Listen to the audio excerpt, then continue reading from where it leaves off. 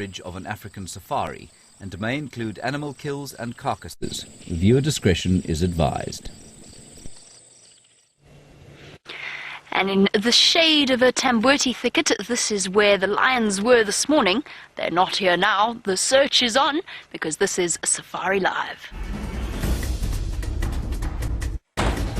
Ready.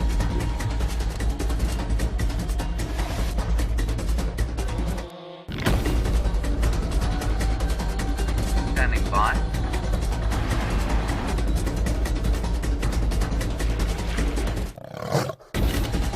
Five, 4, 3, 2, 1. You are live, you are live. On this lovely spring afternoon, the question, of course, is where have the lions gone? Have they gone east? Have they gone south? Have they gone west? Or have they gone north? Well, we'll just have to go and find them. But good afternoon to you all. My name is Jamie, and this afternoon I have Dazzling Dave on camera with me, who was, of course, on camera with me this morning as well, where we were treated to some incredible scenes of tiny little lion cubs going to have their first drink of the morning. Now, for those of you who are joining us for the first time, we are on a live safari experience here on Djuma, Arathusa and Cheetah Plains Game Reserves in the Sabi Sand in the Greater Kruger National Park of South Africa. So jump on board and let us go and find those lions. I don't think they're going to be too far. There were some empty bellies this morning though, so perhaps they managed to find a meal while we were away. Now, if you do have any questions or comments that you would like to send through, you can do that on #SafariLive on Twitter, or you can email through to questions@wildearth.tv. I'm about to go tumbling off the edge of a ridge. We'd prefer not to do that.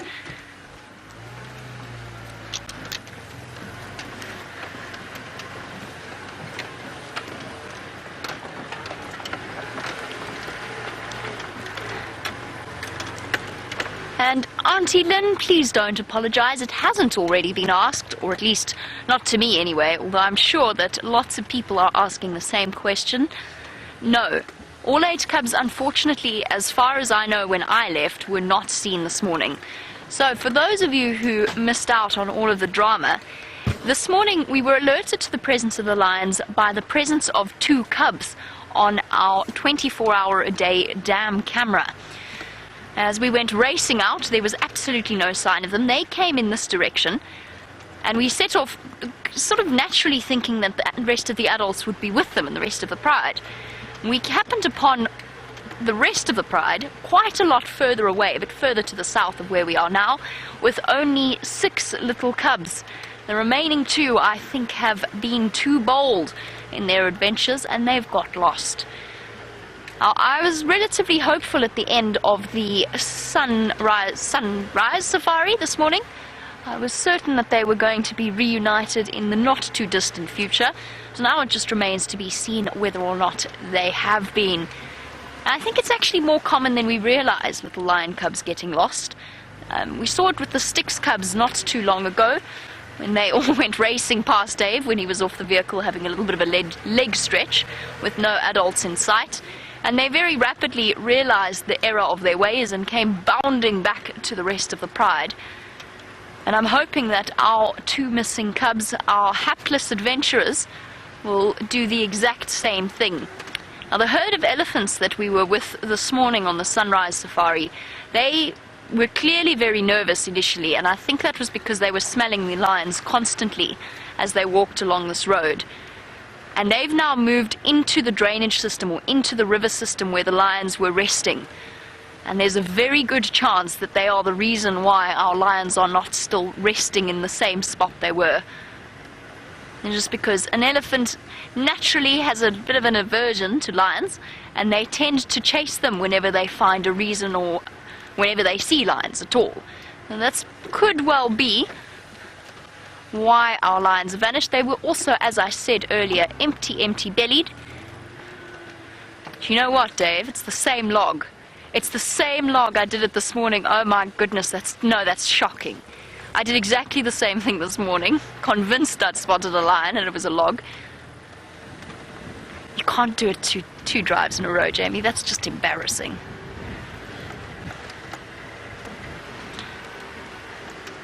Now, while I go and search for more logs that look like lions and hopefully some actual lions alongside them, let's jump on board with James, who is just desperate to say good afternoon to you all.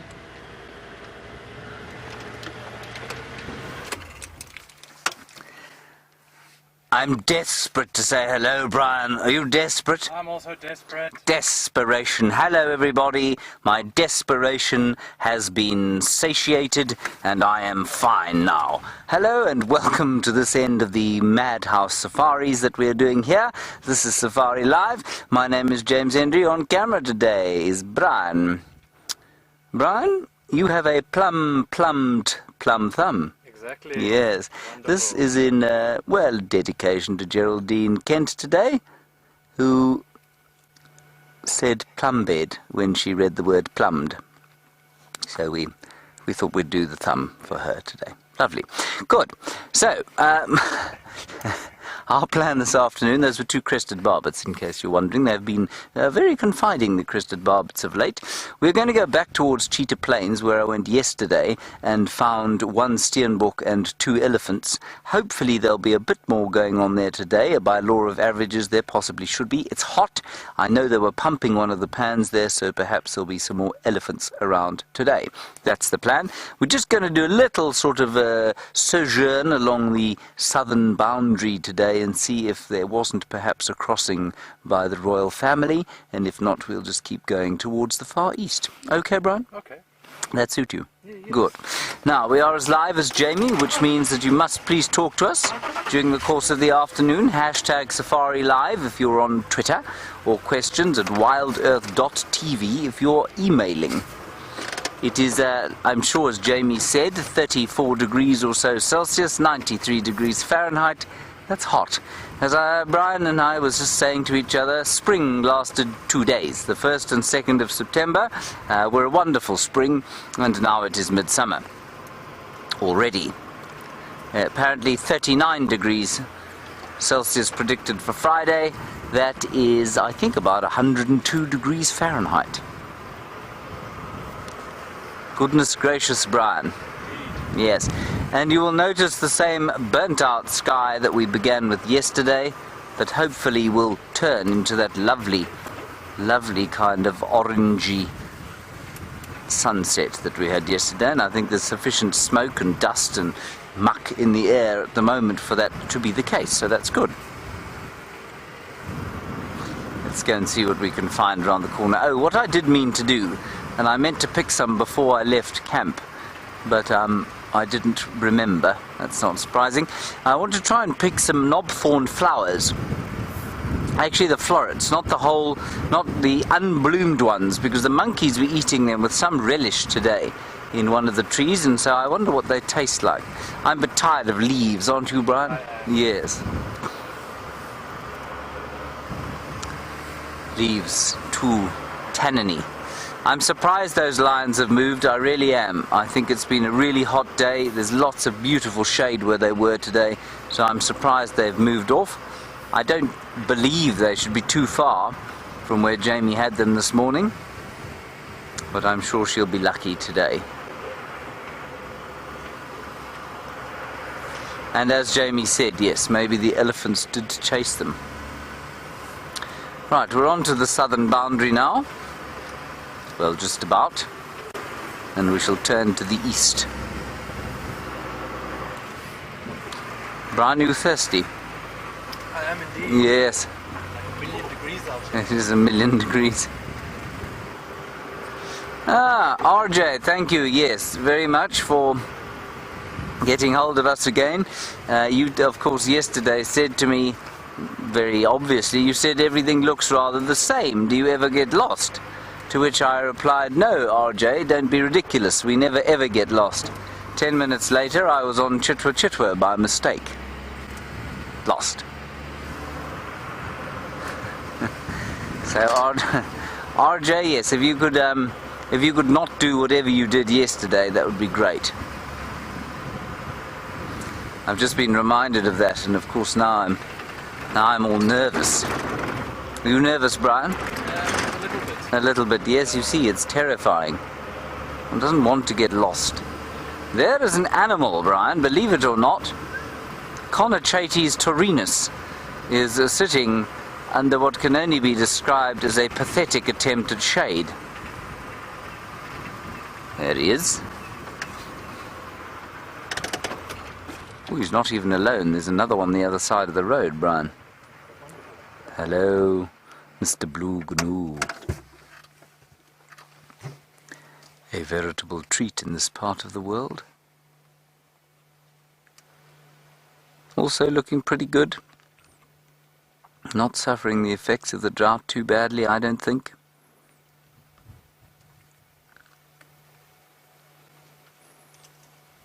In fact, looking pretty fat. And if you were to arrive here and go walking through this landscape, I promise you, you would think to yourself, how on earth does even one animal survive here? But they do. Brian, just to the right-hand side, the rest of his friends are. A whole herd of them, which I didn't see.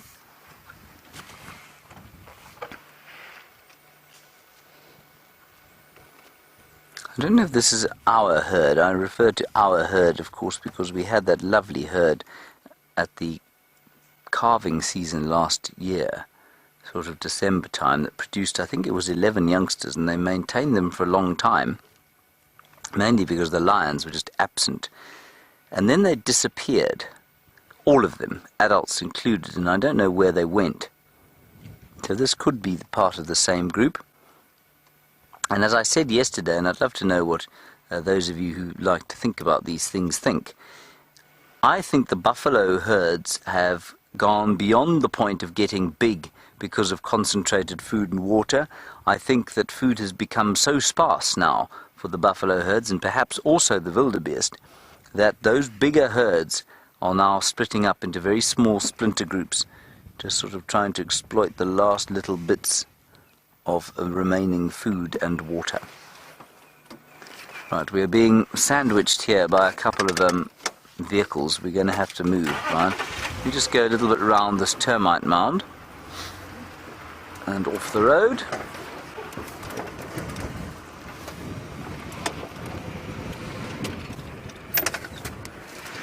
It is the one disadvantage of this road, is that it is the main access.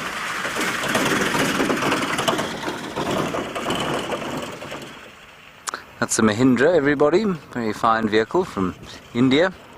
That particular one in a state of some disrepair. As you can hear, coming past now, an Isuzu. Very nice. That's an Isuzu truck, Brian. Wonderful. Followed closely by 7 tons of dust.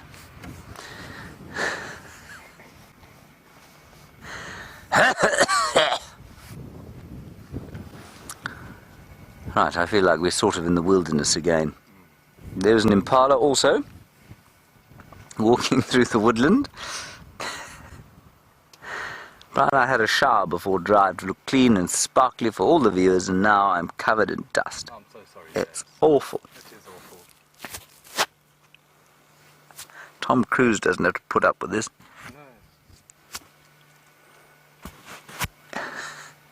Indeed, I heard the other day, everyone, that he recently shot a film in Namibia, and he's apparently not the easiest fellow in the world.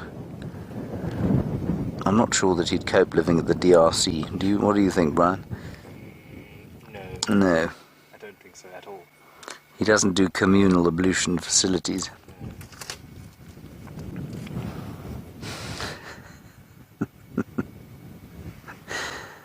I really enjoy wildebeest, I must say, especially here, because they aren't very common, of course.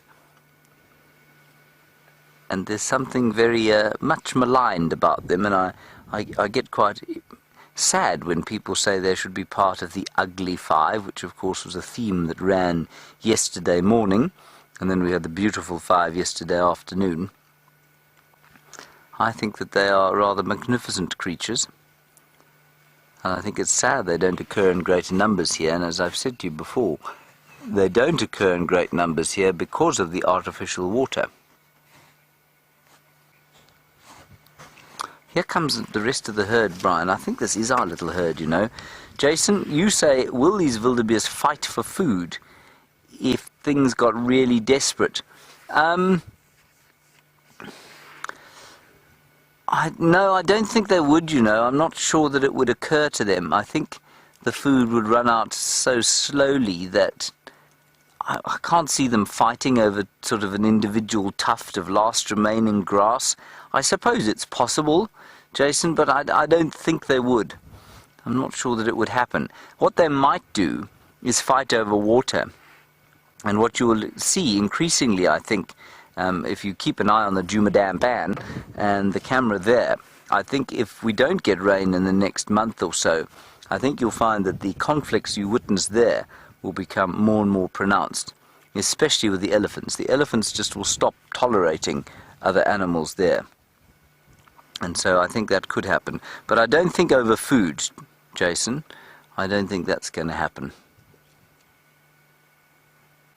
Yeah, it's...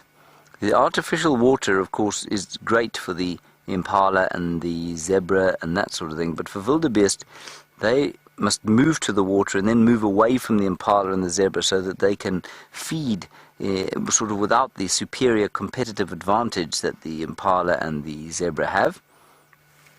And that's why I don't think we're seeing them very often. They move away from the water, they'll come in quickly, have a drink, turn around, and then they can move. You see, they're beautifully adapted to going much further than those other two animals. Although zebra can kind of do both. Righty, well, I think we've done our wildebeest bit, don't you, Brian? I do. Excellent. Well, I think perfectly on time. Jamie would like to give you an update on her lion searching. We are going to head to the Far East and see what we can find there. Tally-ho! Perfect timing. I can update you about my lion hunt or search. I found an elephant. It wasn't quite what I was looking for, but nevertheless equally welcome. A lovely elephant standing off in a tambuti thicket, munching away, probably part of the herd that I suspect was responsible for chasing the lions up in this direction. While you were with James continuing the great journey to the east, we've been doing a great journey around to the other side of the drainage line, or the river system, which is of course completely dry. The reason that we did that is we cannot, whilst there are guests in the camp, go over the dam wall. Can you imagine if you were busy having your lunch and all of a sudden a vehicle with a camera rocked up and started looking across in your direction? You might be terribly offended. So we will wait until the guests go out on their game drives before we move across to that particular area. But that's okay, because the search for the lions shall continue. And Ellies, have you been responsible for their disappearance? So far I've had no tracks coming out. Let's try and reposition. It's a bit of a tricky spot because it's so bright this afternoon. And hot, for those of you wondering as to the sensory update of the afternoon. It is 30 degrees centigrade, so 91 Fahrenheit. That's warm. Not quite as warm as yesterday, but it is warm. Hello, guys. I'm relatively certain these are the same Ellies from this morning. There's that little calf. This morning, with our elephants, Dave and myself stayed long past the close of the sunrise safari with our lovely elephant herd, partly because I love elephants, and also because we couldn't move. The Ellies were resting. One of them had gone to sleep so close to the vehicle that I was exceptionally reluctant to switch on and make a loud noise and make them uncomfortable. And so we sat, Dave and myself, watching them feed right next to us. And one little one, about the age of this little guy, girl, this little girl. Which way are you going, big girl? Do you want me to move? No, just stretching out so her calf can suckle. The one little girl managed to get an acacia tree stuck behind her ear, which was a first for me. She was trying to feed off it and sort of swung it around, and it swung back up over her head and then hooked behind her ear, and she just couldn't get it off. It was very cute. Little calf having a late afternoon drink. You're getting a bit big for that, my girl. I'm sure Mom's milk supply is starting to run dry. This calf is nearly 3 years old. Definitely almost time to be weaned. And especially in this drought, I don't think Mom could be producing much in the way of milk.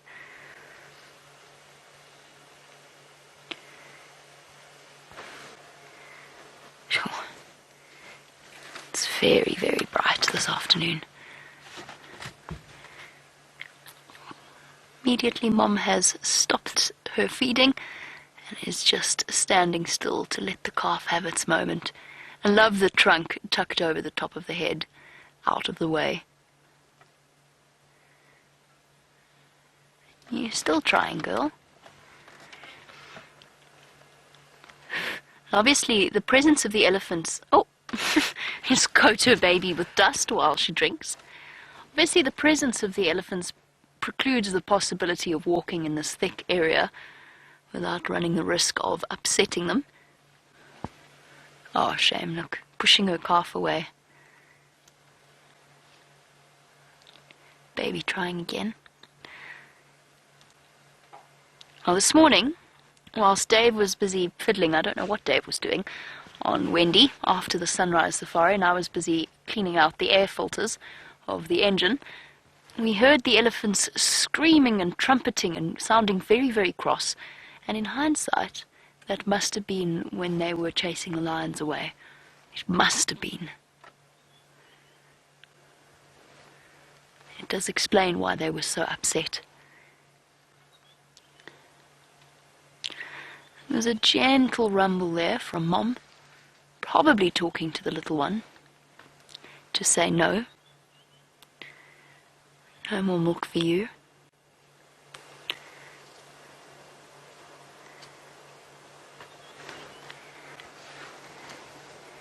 They've taken a break from their almost constant feeding to just have a little bit of a rest in the shade.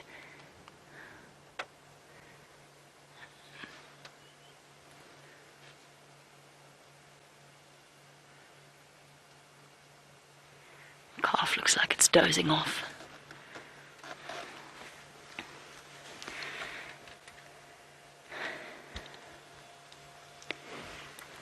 And I mentioned that this particular little elephant calf, I said she was coming up to 3. I'm not quite right. She's under 3 years old. She's probably about 2.5 or so. And HKP, you were wondering what age elephants will suckle up to. The answer is usually about 2.5, 3. They will stop. That is when Mom is ready to fall pregnant again. And then obviously her body needs to be dedicated in terms of resources for the next calf along. But if she doesn't fall pregnant, there are cases where elephant calves have continued to suckle for a little bit longer than that, so longer than 3 years. But that's relatively unusual, and it will be situationally dependent. So in times of drought, obviously the little elephant calves, the sooner they can be weaned, the better. Look at you, little one. Yes, I would put her at about 2.5 probably. So she is still suckling but reaching the end of her time. And as we often speak about, one of the most fascinating things to witness is an elephant calf that is being weaned and that is having a tantrum about the whole process. Just like a child, they get very, very upset. And they squeal and they squawk and they make a great big racket. And the moms, that falls upon deaf ears, probably for the first time in their lives, actually, because often when a baby elephant goes prrp, Mom is immediately there to check out what is happening. And for the first time, Mom does not heed their calls, but instead just ignores them and accepts the tantrum as part of growing up. That being said, remember that an elephant calf will be capable and will be eating solid food at 6 months of age. So that's when they first start to nibble on the branches and the grasses with the intention of eating it. Because when they're younger than that, then they do put it in their mouths, but that's more a curiosity-driven thing. But at about 6 months old is when they first start to supplement their milk food with normal food. when their teeth are well enough, feet and digestive systems are well enough developed.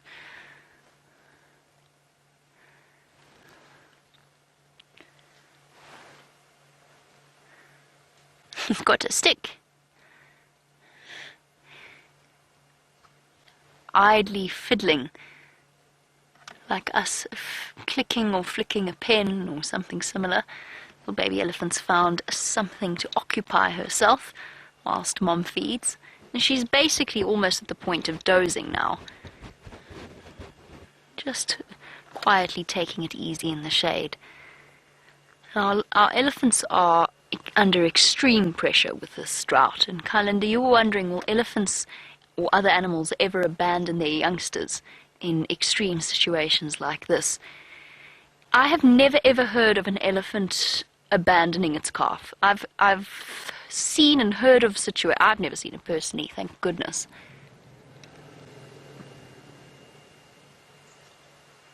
That was seriously impressive. Could you hear that, Dave? That was an amazing rumble. Wow. That was so loud. Sorry. So yes, I have seen elephant moms.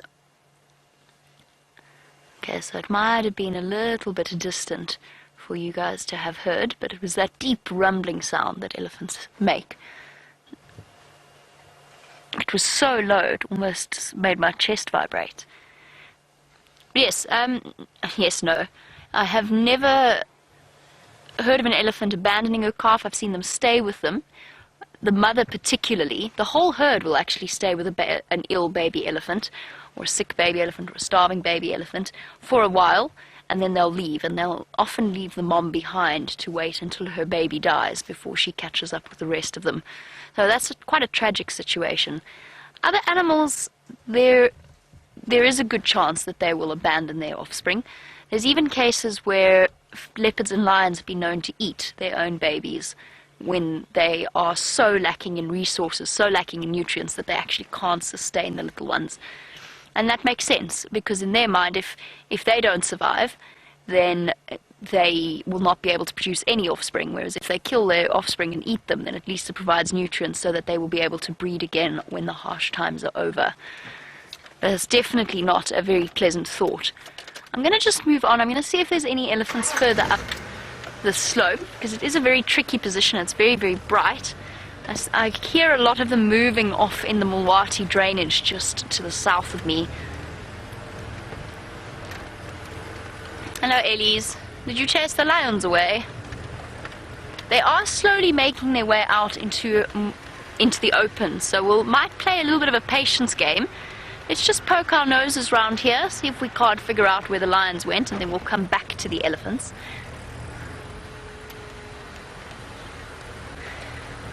We're not quite at that stage yet, though. The drought is bad, but it's not that bad. Not just yet.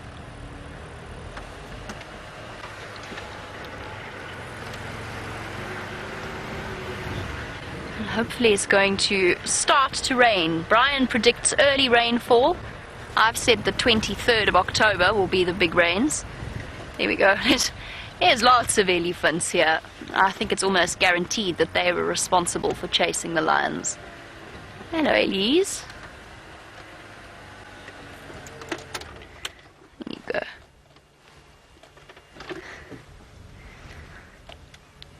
I'm going to wait for them to make their way into this more open area and see whether or not we can figure out where those lions have gone. In the meantime, James has got one of the most attractive of antelopes.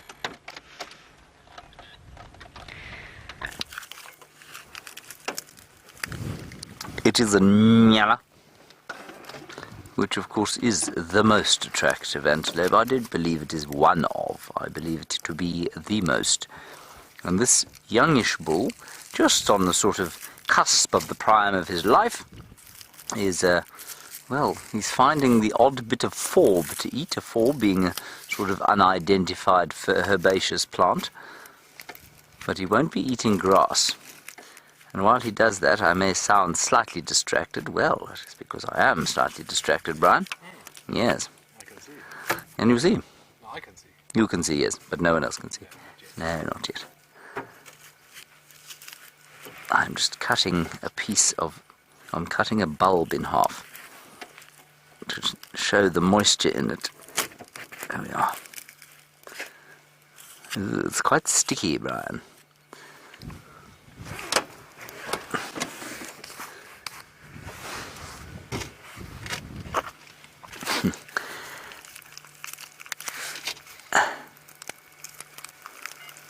Oh. It is like an onion, of course, or as some people in the camp like to say, an onion. Onion? Yeah. U-N-G-Y-U-N. Onion. Yeah. Most of us an onion.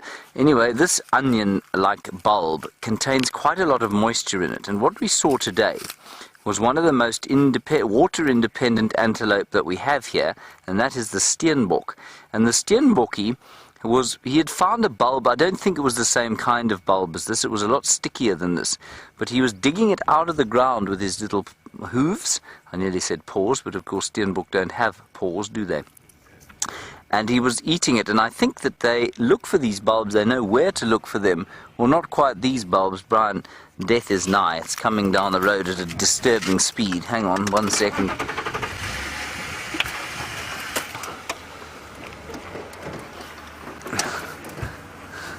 It's rocking from side to side. Take cover, everybody.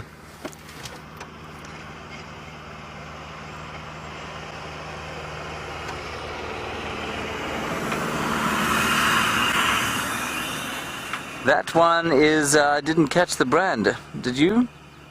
No. Yes. Toyota, Louise says. Thank you, Louise. Anyway, back to the steenbok. The steenbok does not have to drink water. And one of the reasons it doesn't is that it knows where to find things like this, and it also knows which ones are toxic to it, obviously, and which ones aren't. This, if I'm not mistaken, is quite toxic to human beings. I think it's probably one of the bulbs of the tall white squill, which produces quite interesting white flowers. But I think it would be toxic to human beings. So I'm not going to ask Brian to eat it. Do you want to try it? No. Okay, good. I think it's best. Anyway, there we are. We'll scatter it to the wind. I suppose it wasn't particularly sensitive of me to destroy it, but I will say that it had been dug up already. I didn't dig it up. So I hope that you will forgive me. I've lost my knife pouch, Brian. It's a desperate time now. So I may stab my... Oh, there it is, right in front of me. Whew. I'm just trying to see exactly what that nyala is eating.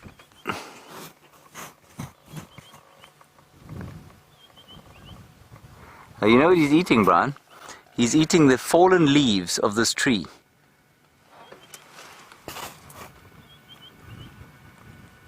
Hang on, sorry. I'm throwing myself around, everybody, because I've just seen a really unusual bird fly over. I think it's going to Buffelshoek. Oh man, it's gone. Yes, it is. It is that one. Sorry, hold on 1 sec, everyone.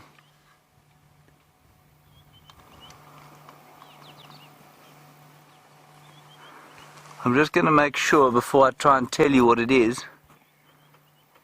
It's very difficult to get. I don't see them flying that high before.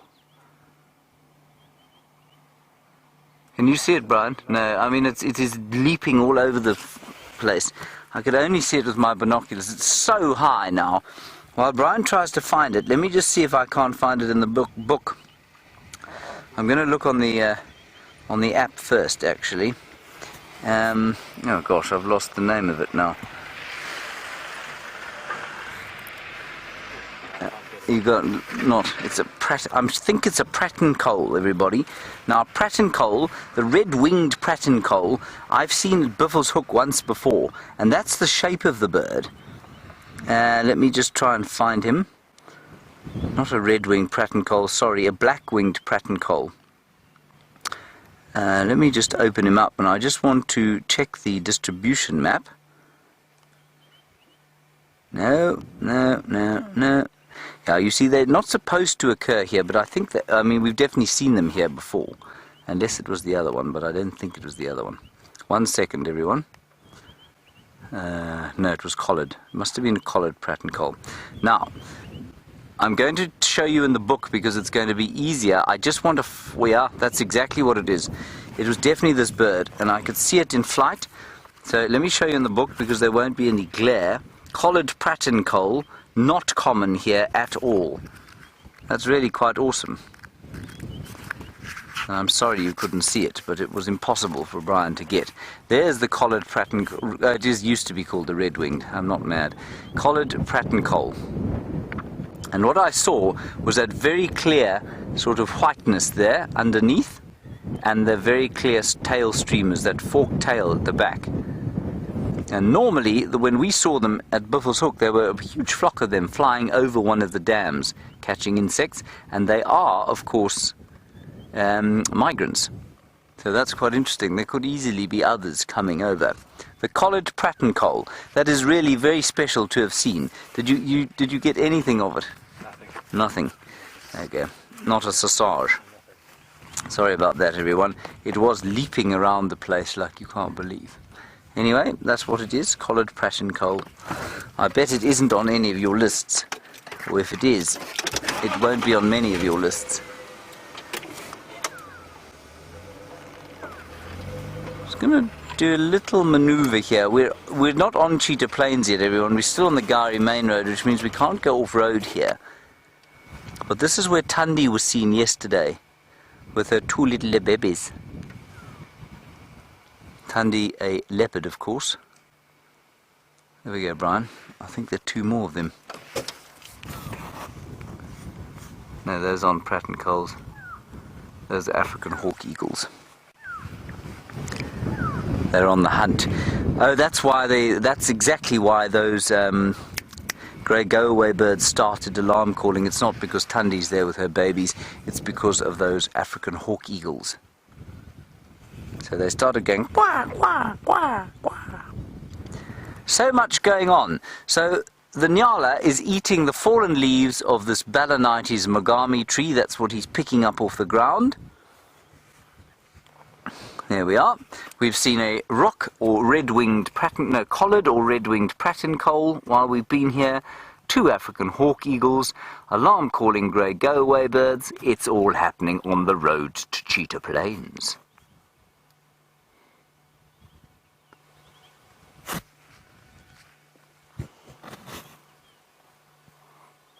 Look how wet his nose is. He's also maintaining quite good body condition, I think.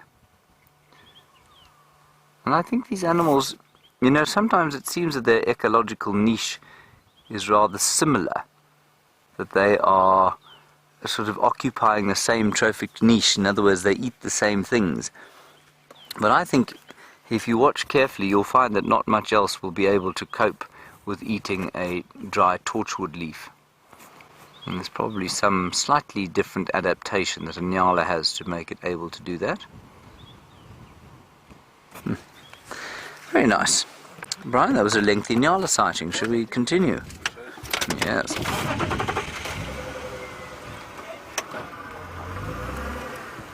Goodbye, Mr. Nyala.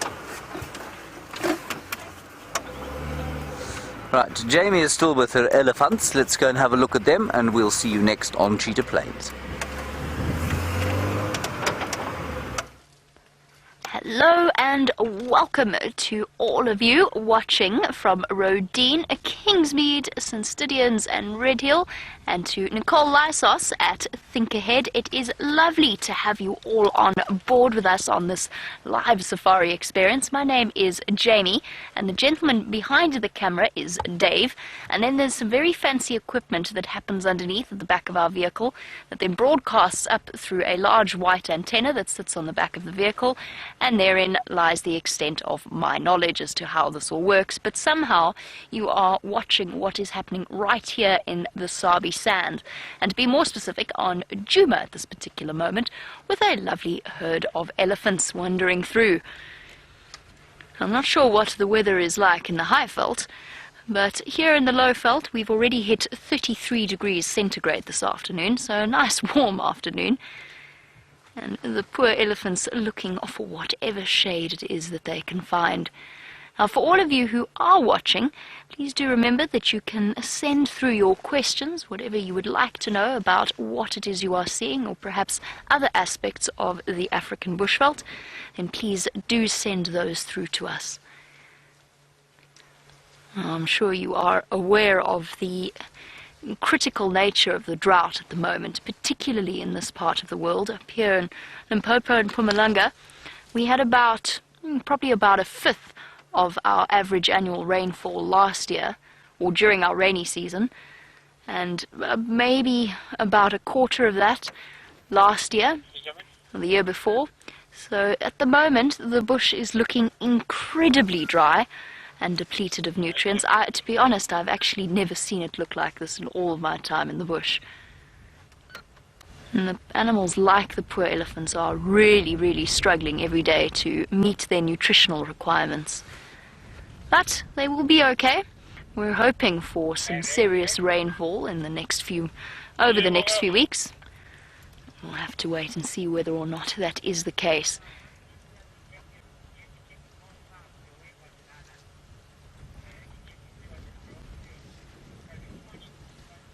This is actually quite a massive elephant herd. There's a few, we've sort of got the front of it. The rest of them are more towards the drainage line or in the river system itself. Just making use of whatever vegetation is left there, and also that crucial little bit of shade. And the one thing that we do here is we do pump 2 water holes for the animals, otherwise they would have absolutely nothing to drink. We sit right on the western boundary of the Kruger National Park, where they've closed a number of water holes. So all of the animals from that area have moved through into the Sabi Sands and then into these areas. A lovely girl.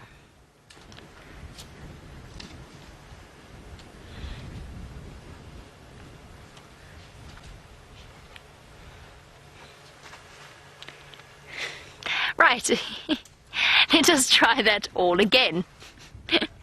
And a very warm welcome to Nicole Lysos at Think Again, as well as to the teachers watching from Rodine, Kingsmead, St. Stithians and Red Hill.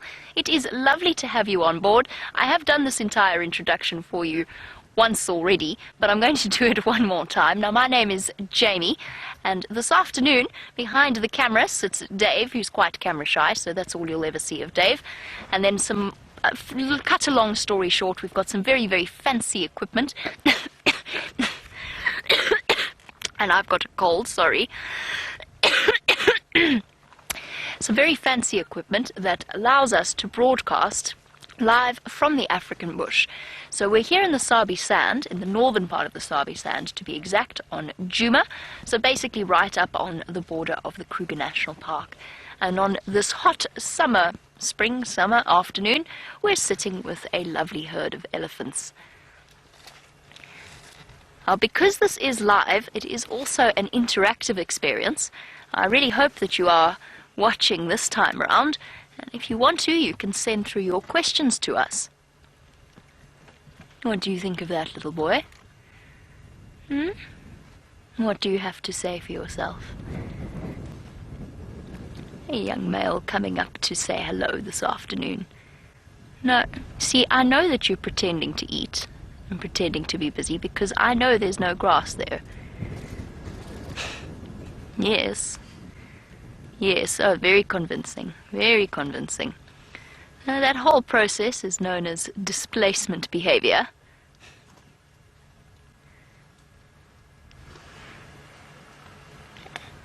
And Casey, it is lovely to hear your question. You would like to know what elephants eat. A combination of trees and grass material, although, as you know, with us being in the grips of the drought that we are in at the moment, there is very, very little grass around.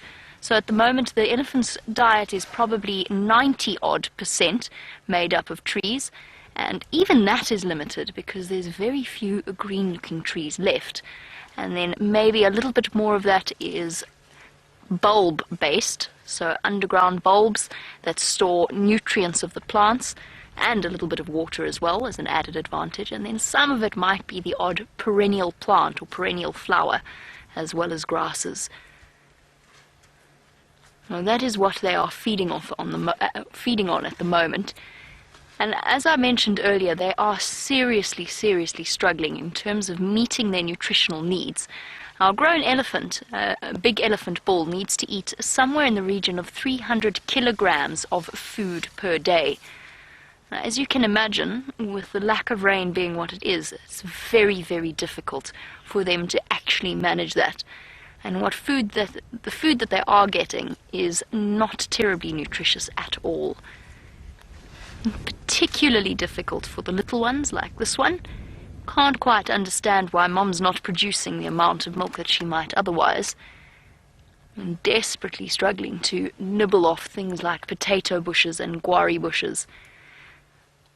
The good news is, over the next 2 weeks or so, a tree called a knobthorn should start to get its fresh green spring leaves, which will, I think, provide a welcome respite for the elephants of the Greater Kruger National Park, and quite a few of the other animals as well. One thing that we do is pump 2 water holes on this reserve. Although you can't see it, we're actually, if not surrounded, then we have elephants pretty much on 3 of our 4 sides. Debbie, you were wondering how many elephants there are in this herd. I don't know exactly. I'm going to guess at around probably close to 25 odd elephants. I've definitely counted at least 10, and I can hear a lot more of them breaking trees and branches a little bit further into the dense vegetation. So there's actually quite a few here, and I think it's the same elephant herd that I encountered this morning when we did our morning safari, in which case it is probably closer to 30 odd elephants. And we had an amazing sighting this morning, didn't we, Dave? Oh, yes. It was lovely, with elephants feeding right up next to the vehicle. Oh, trunk full of dust there. Help to protect her skin against the blistering sun. It is 33 degrees centigrade already. I've got to hope that the rains come soon, or there's going to be very little left for these animals to eat. Oh, there you go, Anton. You were wondering what temperature it is. I have no idea what temperature it is where you are in the Highveld, and presumably not quite as warm as it is here. But it is 33 degrees centigrade. It's actually probably hotter than that in the sun. It's marginally improved from yesterday, which was 34, and it is predicted to be 37 by Friday. I'm not 100% sure what day of the week it is. I think it's a Wednesday. So in 2 days' time it is predicted to be 37 degrees centigrade. Now, this is a young female that we've been watching. Most likely the little one that was off to the left of her is her calf, although she is very young. It would have to have been her first calf. And generally, for the first few years of an elephant calf's life, it will stick around with mom, for the most part, especially in tranquil moments like this, where the whole elephant herd is spread out feeding. The little ones occasionally get adventurous, though, and go barreling about, exploring their world. There's nothing more entertaining than an elephant calf. They're so vastly intelligent, and they spend so much time exploring the world around them, touching it with their trunks, and then of course mastering the trunk, which is an art all of its own. Twisting and turning, it doesn't come straight away. It's like a child learning to write, or hold a pen and write, or perhaps ball skills and coordination. A baby elephant learning to use its trunk is much the same process. Another lovely female digging around on the side of the termite mound. That, of course, is one of the best places to go and search for food, because the termites have brought up a whole load of nutrients from deep beneath the surface of the soil. I actually wasn't planning on sitting with these elephants. I was planning on spending my afternoon with a pride of lions with 8 brand new little cubs. I say brand new, they're a couple of months old now. And we've had the incredible pleasure of getting to know them and watching them grow up over the last few months. And they were pretty much exactly here before this elephant herd came through, and I suspect they've actually chased them away. While we wait for the rest of the elephant herd to get to us and perhaps improve our view slightly, not alone out here. There is a gentleman called James Hendry who is also driving out and about, probably about 20 or so kilometers from where I am now. So let's head across to him and find out what he's looking at.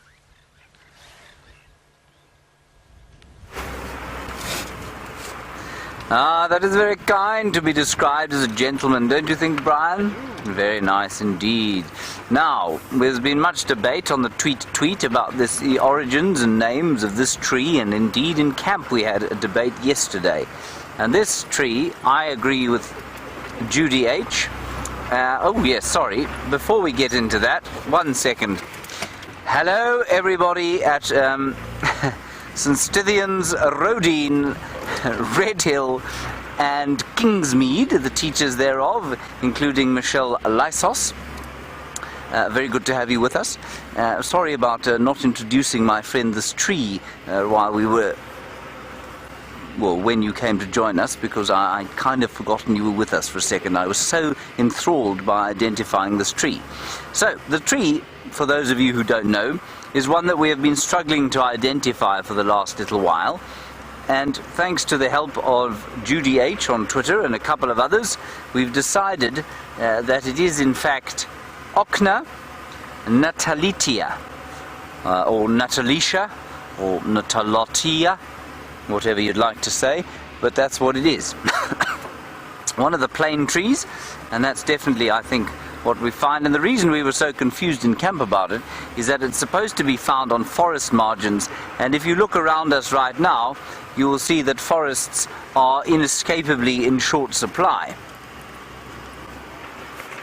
Now we're pulling up towards 3 in a row pan here, hoping to find some elephants. Apparently all the elephants in the Lowveld were largely on Cheetah Plains this morning. I came past here yesterday hoping to see some elephants, but alas I saw none, because I think they'd already had their drink. It's not looking good so far, is it, Brian? No. My name is James, by the way, for those of you who don't know, and Brian is on camera. Brat is Brian's thumb. And I'm not going to explain the origins of it again just yet.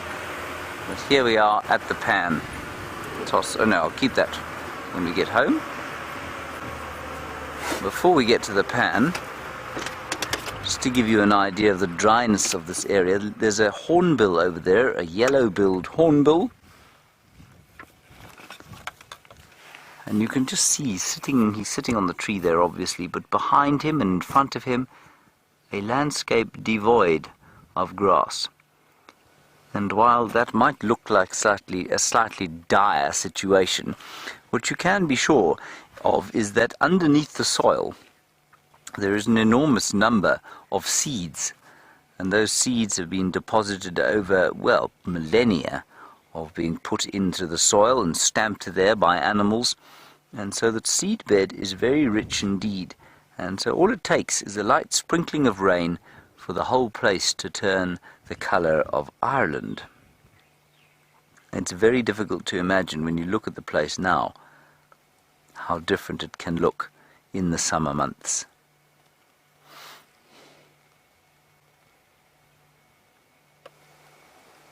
There's a bit of preening going on there, of course, in the heat. And that preening absolutely crucial to flight. In exactly the same way as an aeroplane is checked every single time before it takes off, because obviously plummeting from the sky is, well, it's potentially lethal. So it is for the bird. And that is why birds must be so careful about maintaining the feathers in their wings and their tails. It's quite a nice idea just to stop and listen a bit. It's still beastly hot, and there's still a fairly hot wind blowing out of the northwest, but to listen for a little while will indicate to us if there are in fact any elephants making their way towards the pan for a drink. But all I can hear now, Brian, is the northwester. The pan is just up ahead. Let's go and have a look.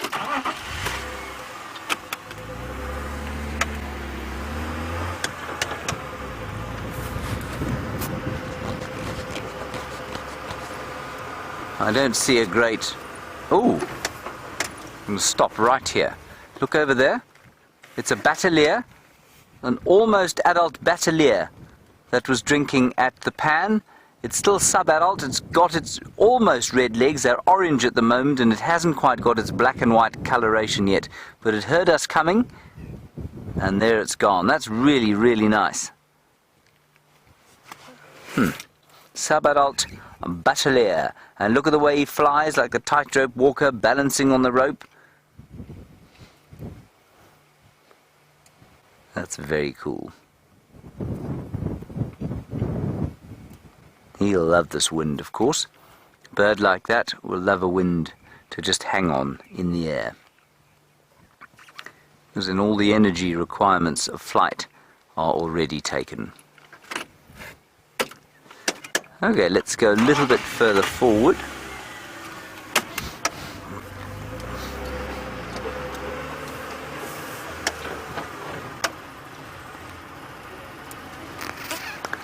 Brian, there doesn't seem to be a great gathering of animals here at the water, does there? No. Indeed, it would seem to be fairly without life. Oh well, let's go to the next waterhole. There's another one just round the corner. Well, not quite just round the corner. We'll go and see what's over there. And this scene here is not a scene of drought death. It's a sign or a site of a lion kill.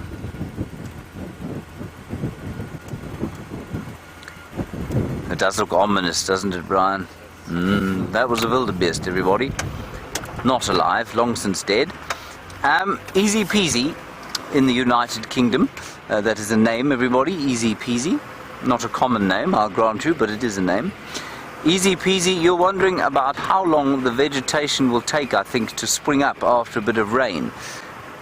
What happens, easy peasy, is that you'll need a sort of, say, a minimum amount of rain, probably about 20 millimeters, which is just under an inch of rain, and that will be sufficient to create a sprouting. So you'll have all the grass, all of those seeds germinating, and all the current grass tussocks that there are here will sprout again, green grass and green leaves, and that's all it will take. And within a day or two the place will be transformed. The trees don't normally flush as a result of rain. They normally flush as a result of day length and perhaps a bit of temperature change, but it's largely a response to day length. That's certainly why the knobthorns have produced their flowers already. That's when they do it. They sense somehow a change in the day length. And so it doesn't really matter if we get rain. Well, I mean, it does. If it's a complete drought, then the trees won't have sufficient water to produce their new leaves. But in a normal year, round about now, the trees will start to bud and produce their new leaves. But the grass will only turn green after there is water on the ground. That makes sense? Easy peasy.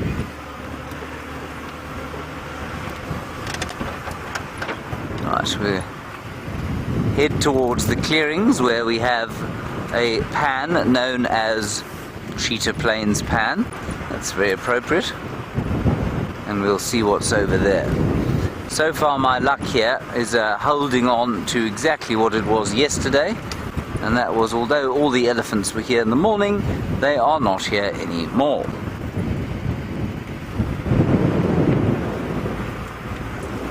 We might be lucky. One of the last bits of greenery is this plant here. And Brian, would you like to hazard a guess as what it is?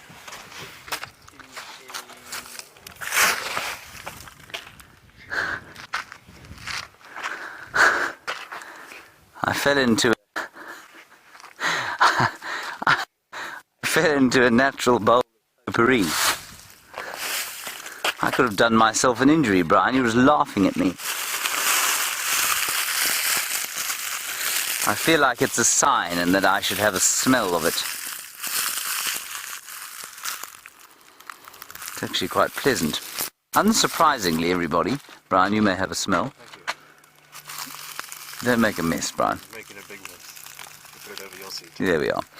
Unsurprisingly, it smells not unlike elephant dung, right? Yeah.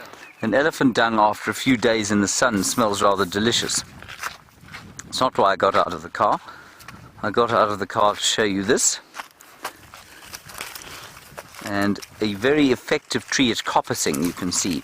Coppicing is what a tree does when it's been knocked over and destroyed by elephants, or perhaps even burned by fire.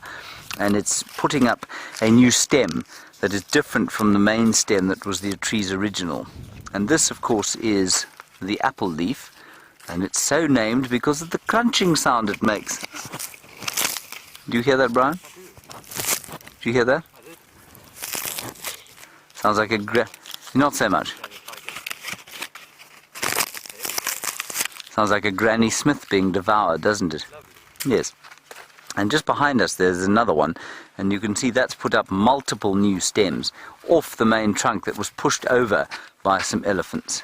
So all the trees out here, very clever, they have managed to cope or to survive and thrive in the presence of the world's possibly most important keystone species, I would say, other than the human being.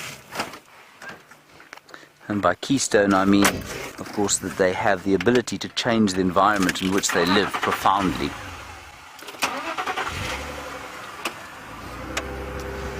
On we go. Brian, why did you find it funny when I stepped in the hole? Suddenly disappeared by about a foot. I disappeared by a foot, yes, and I don't have many to lose, do I? No.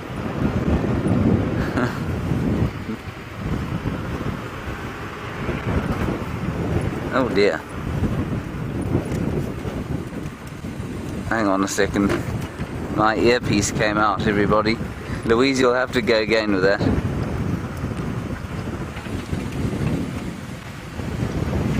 Ah.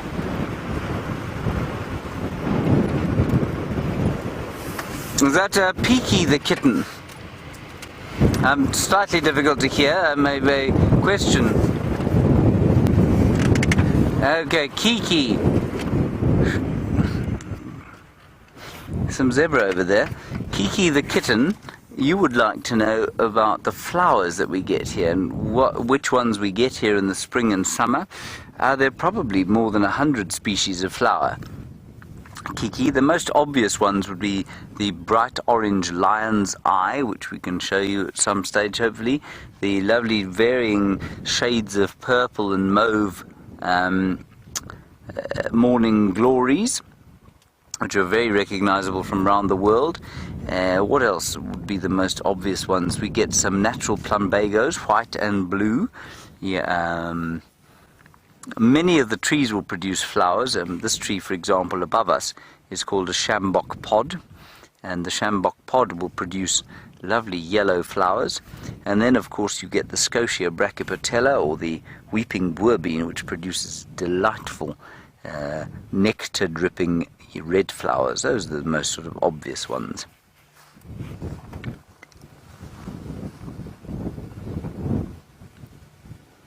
And these zebras deeply suspicious of what we want, so they're just going to stop there and listen and look for a little while.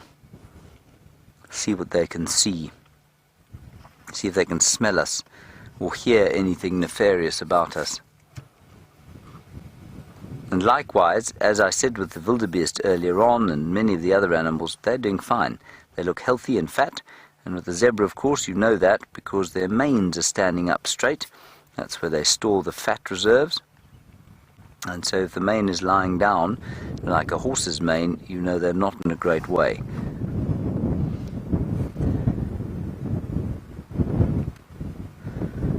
Very nice. Also, if he starts to move, of course, you'll see how effective that coloration is in this kind of bland, not bland, but in this kind of, what am I looking for? Scraggly, sparse vegetation, if you like.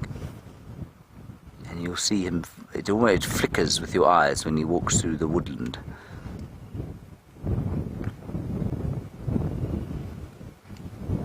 Very nice. Let us continue.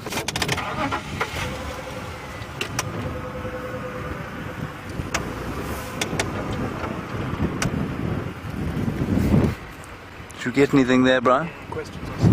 Oh. Louise, the communications here are difficult, much static.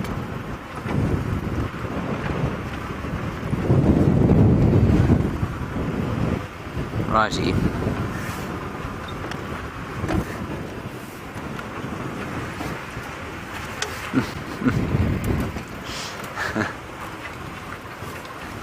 I'm just going to drive a little bit quicker, everyone, so that we can get into those clearings. I don't think there's a great deal. Ah, buffalo! Or wildebeest. Wildebeest, our second wildebeest herd of the day. Can't believe it. Not very common here. Only about 200 in the whole Sabi Sand, 61,000 hectares or so. And we've seen at least 30 of them now.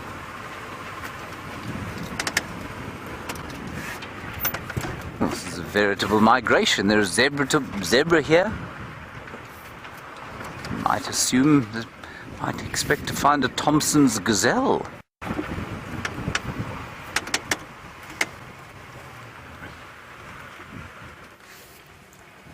There we are. Very nice. This is really quite unusual for this time of the year, or for any time of the year here, everyone, to have such a great agglomeration or gathering of wildebeest and zebra together.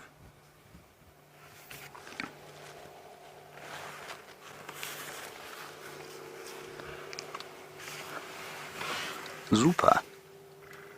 They're sort of heading towards this little pan of water.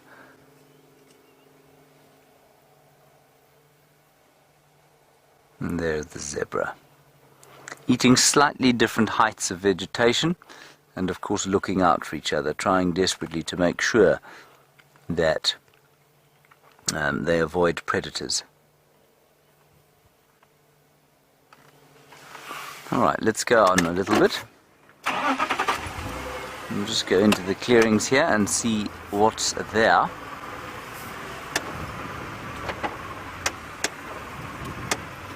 Debbie, you're wondering if we've seen any chameleons yet in the evenings. Debbie, we haven't seen any chameleons yet, no. I think it might take a bit of rain before they come out. Remember, many of the animals out here, the reptiles especially, they don't hibernate, they estivate. So they're not waiting so much for the warmth as they are for water. This is a very confiding group of wildebeests. And quite pregnant. That's the second time I've done that, everybody. You, of course, can't be quite pregnant, can you, Brian? No. You are either or you are not.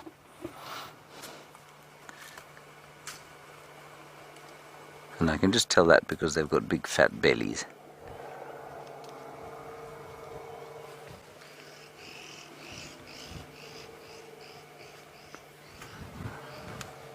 That's a really nice gathering of animal life. Let's go down to the water hole. Are you ready, Brian? I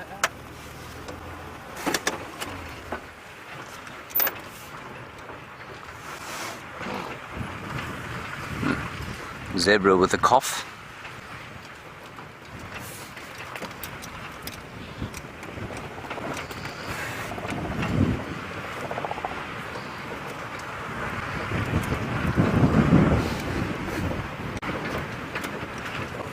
There's some kudu at the water.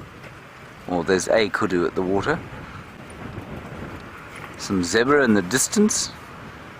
An impala in the distance. And yet there are no elephants in the distance, Brian.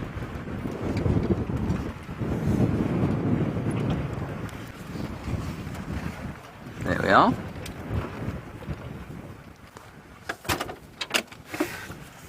And they've just kind of started putting water back into this pan. It was very empty yesterday. You can see how nervous all the animals are to have a drink. Just in case, it's an inbuilt kind of fear that they have. Either of being taken from behind by a lion or a leopard or something like that. That's definitely what this kudu's afraid of. Or, of course, the instinctual fear of a crocodile in the water. Now, of course, unless the crocodile in this water is A, invisible, or B, a micro crocodile, it's highly unlikely that there's one there. But I think that that inbuilt instinct is so very strong, trying desperately to avoid being eaten while you are having a drink. It's a particularly vulnerable time. And you can see the oxpeckers on the kudu there. And there, satisfied she is that there isn't something about to step out of the bushes to devour her. This must be a comforting thought, don't you think, Brian? Yes. Doesn't want to be eaten while one is having one's afternoon tipple of muddy buffalo dung-infested water.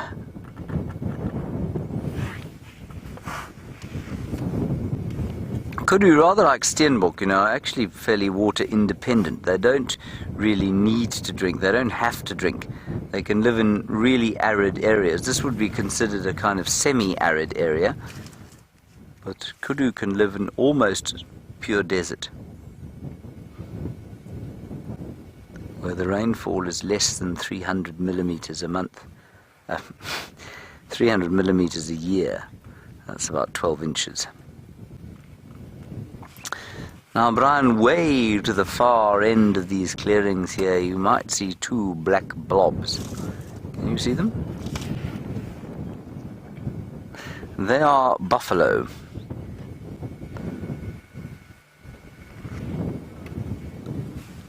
There we go. Some old buffalo bulls. I suspect to have spent most of the day lying in this mud and enjoying the kind of coolth of it and the ticks being removed.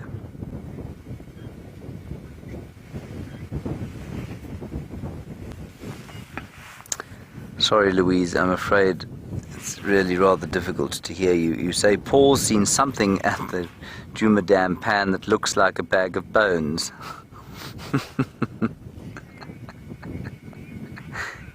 Ah, right, you see buffalo at the pan because they look like bags of bones. You feel bad for them. There are a few now starting to look a bit bone baggy, Paul. I've seen a few of them myself. But by and large, I think they've got through this really dry season preceded by a drought rather well. But there are some, yes, certainly, especially I suspect those that are carrying bovine tuberculosis. Well, most of them will be. But I think in some of them, they've just got a little bit too weak, and then I think that disease is starting to sort of really take effect. Now, I think there's an unusual bird here as well, Brian. It's a little one. But let me first see if it is something other than a garden variety sparrow. It is, Brian. Right. Do you see the blacksmith lapwing the other side there? Straight in front of that, but on this shore. So between us and them, there's a little head bobbing up and down there. Now, for those of you who are interested in birding, we did see this yesterday. There's the one that's just landed is a grey-headed sparrow. The one with the very broad white eye stripe is a yellow-throated petronia, which used to be known as a yellow-throated sparrow, and as with most bird names, it is not a particularly accurate one because they don't all have the yellow throat. So far from being called the perhaps white-browed petronia, which it should be called, it is called the yellow-throated petronia. There they are, there are two of them.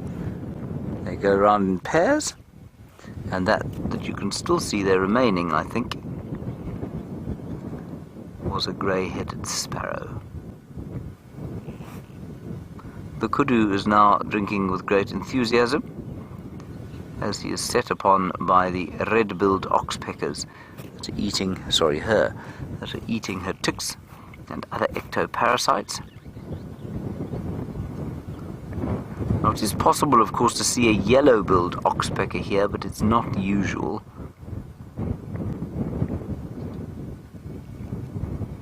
And I'm just scanning now the woodland to see if I can't see some evidence of a large herd of elephants Unfortunately, however, there seems to be a great dearth of the pachyderms. Ah, well. Alright, let us continue, Brian. We will see if we can find something else the other side of the clearings.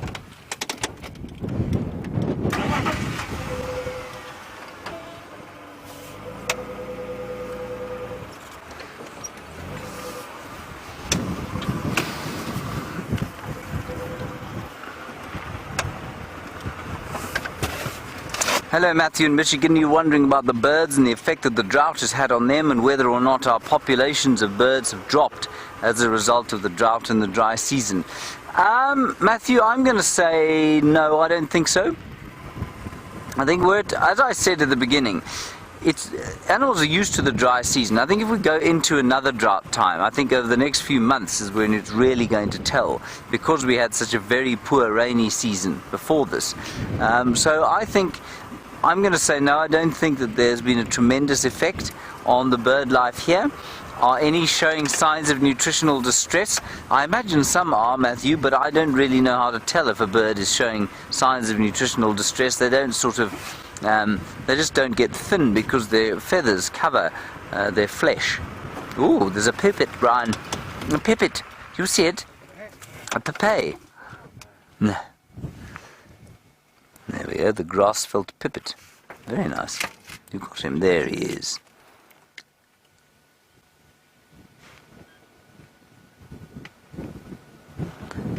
The quintessential LBJ.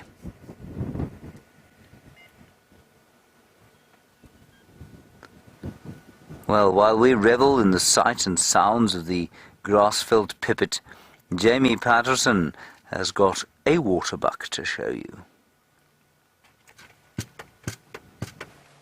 An entire herd of waterbuck that is slowly but surely making its way towards the Djuma Dam pan. They have, however, been distracted by something behind them. At one point they were all walking very neatly in a line and very cautiously, and it is probably for good reason, because this is where the lions were, and I don't think they've gone terribly far, and they will most definitely be on the lookout for their next meal, and a waterbuck would suit them nicely. And if not a waterbuck, then perhaps a buffalo. And there's a couple of Duggar boys, old buffalo bulls, that I've just noticed in Vuetela Dam. There's 5 of them there, and a couple of impala as well. So this is the rough equivalent of a lion banquet gathering around the Djuma pan. And I have a feeling that we don't want to go too far from this particular spot this afternoon. I have a feeling that we should be sticking around this area. I know that the Nkuhumas are hungry, and I know that they're going to be hunting in the not-too-distant future. Have a look at that buffalo there. Alright, oh, with all its oxpeckers that have just disappeared. Lots more oxpeckers than the others, and definitely not in the best of conditions. Not too bad. Not as bad. No, it's not great. Our buffalo are definitely starting to show serious signs of strain. 1, 2, 3, 4, 5, 6 oxpeckers on the back of that particular buffalo bull.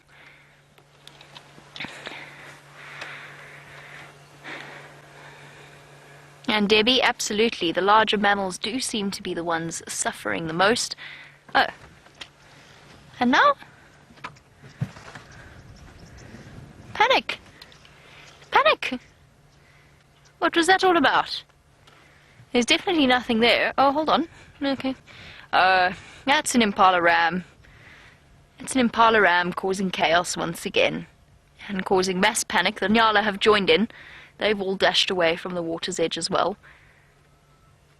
Everybody calm down, it's okay for now, but I would suggest getting your drinking in relatively early before the lions decide to come out to play. But yes, it does make total sense that the hippo, the buffalo, the elephants, they're the ones that are showing the most sign of strain. No, there's something going on.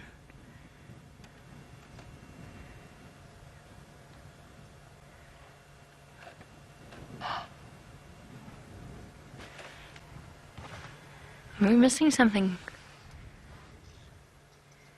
Impala are alarm calling. The waterbuck have turned to statues. What on earth have these impala seen that I haven't?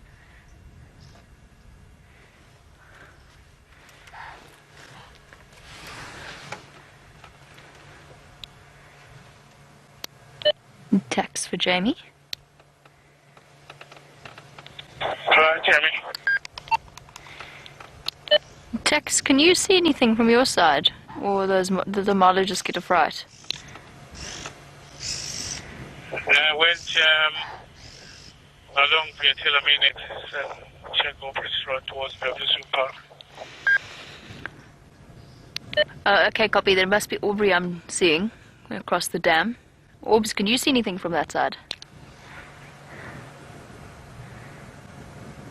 How does that for a boy? Okay, copy.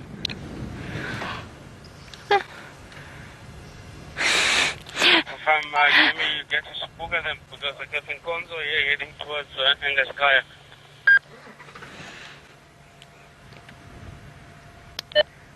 Negative. I haven't seen them. I was just wondering what the Impala were frightened of, but it was the Mvubu. Okay, so it was the hippo that chased the Impala, not the lions. Yeah, to the west, the visual mystic on that area. But I get to see one in Conzo and other. Okie dokie. Right.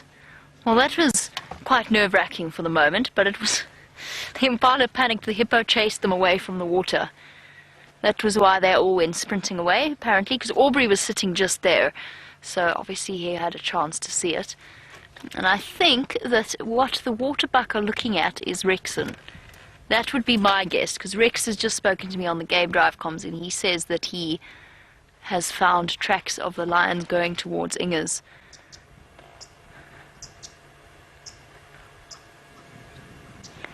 Apparently the lions were trying to hunt Impala this morning, so that might be why our Impala are alarm calling and are so nervous.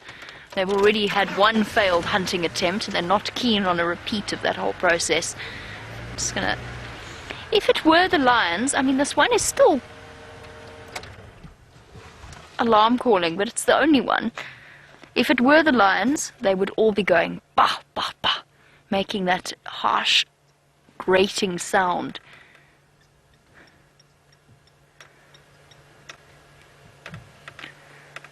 No, I don't think it's the lions. I think it's just instinct.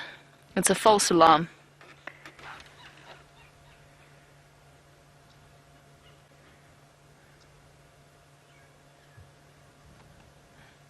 Okay.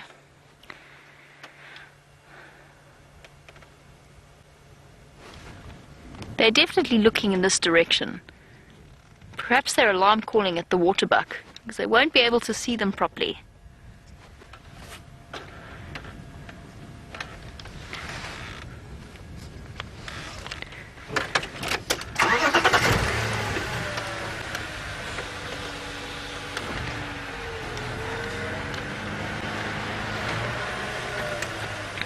Let's just watch the waterbuck for a little bit longer. I don't want to go forward and across the dam wall, just because Aubrey's guests are busy taking pictures of this particular herd of waterbuck, and I don't want to go and essentially photobomb them.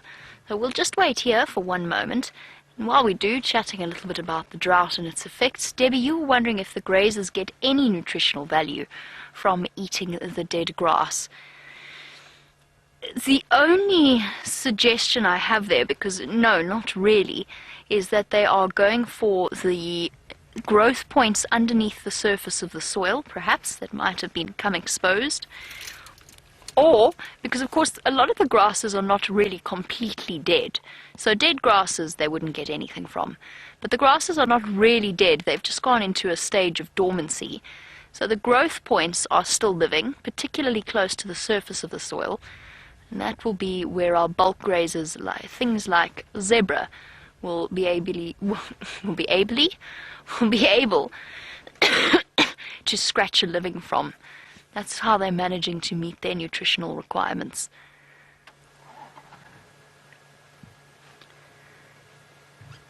A lot of the grasses are perennial rather than annual. In other words, they go into that dormancy phase during the winter months, and then as soon as the rain comes, then they spring back into life. Basically what they do is they draw the nutrients out of the blade of the grass and down towards the root systems, so that they don't risk losing any extra moisture. Okie dokie. Aubrey has moved past the waterbuck, so we can go a bit closer.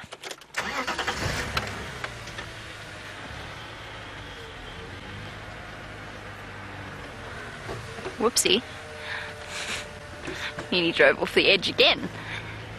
And Liz, I also really enjoy it. So Liz is saying that she really enjoys sitting at water points because we get to sit and see and observe all kinds of interactions between the different animals. And I'm with you on that. I think especially now, because the animals really don't have anywhere else to go and get some water. They can either go to the Vuurtelepan or to the Galagopan. So this is a really, really good place to spend time hanging out. And of course, Nchila has been seen a couple of times on the Djuma Dam camera, and she was here with James not terribly long ago. What on earth is wrong, Waterbuck? Shame. Unhappy.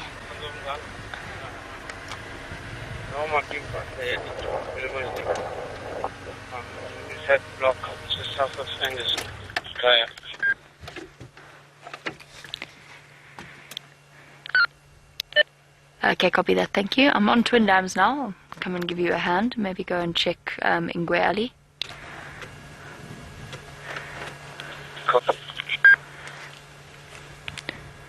Rexon has picked up the tracks of the adult lionesses, but without the cubs, making their way towards Philemon's Dip. So at some point they definitely pulled a sneaky maneuver this morning. Despite the high temperatures, they've definitely been on the move.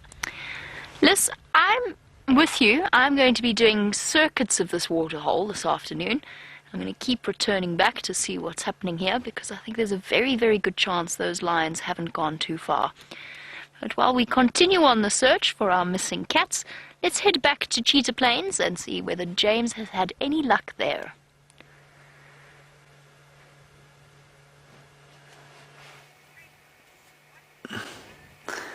No cheetah on Cheetah Plains, and one elephant bull, everybody, but we came around, did a loop here to find this very confiding steenbok, because the elephant bull was still in the deep bush heading towards the waterhole. So with any luck, we will get him when we come round the other side. And this is a young steenbok male, and as I was saying today, they're rather good at finding sufficient moisture in the food that they eat. And they'll be looking for corms and roots and all things that contain a bit of moisture and a bit of nutrition. And they too, I don't think, look too bad as a result of this drought. Only the beefies seem to be suffering, Brian, and the elephants. I think the elephants are looking a little bit ropey.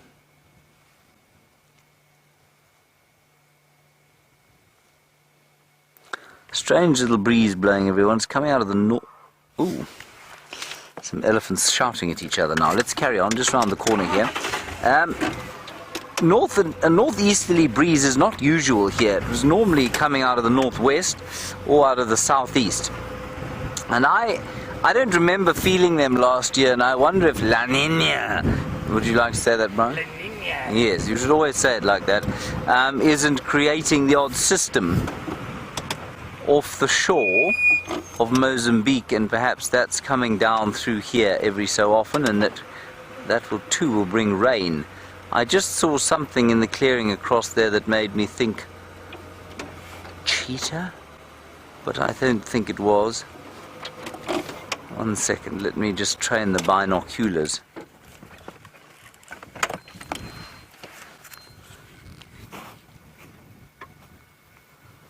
No, it's two tufts of grass of a slightly different colour, Brian.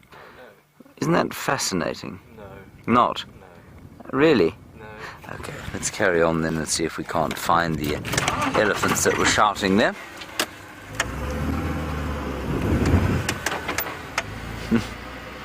Not fascinating then. Oh, hang on. I just want you to get a view of that, if you don't mind. There are some elephants there, everybody, way in Mala Mala, but it's just quite a nice picture of them silhouetted on the edge of the waterhole that they're standing on. Look at that. Isn't that nice? Flapping their ears in the heat. And we'll try and get you a little bit closer than, what's that, Brian? About a kilometre almost. Maybe 2. It's quite far away.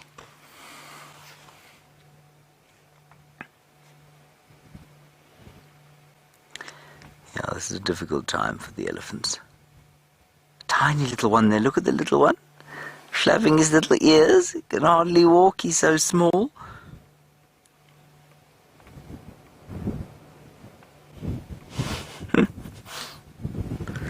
Born in the drought of 2016, imagine the stories he's going to have in 2076.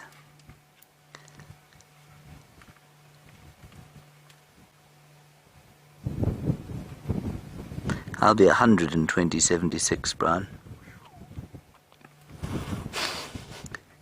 I wonder if I'll still be driving on cheetah plains. Probably. I probably will, hey? Yeah. That elephant and I can reminisce about the times. Senile safaris. Senile safaris, yes, very nice, Brian. Right, come back, bring the camera back here. Let's go and see if we can find some elephants a bit closer by.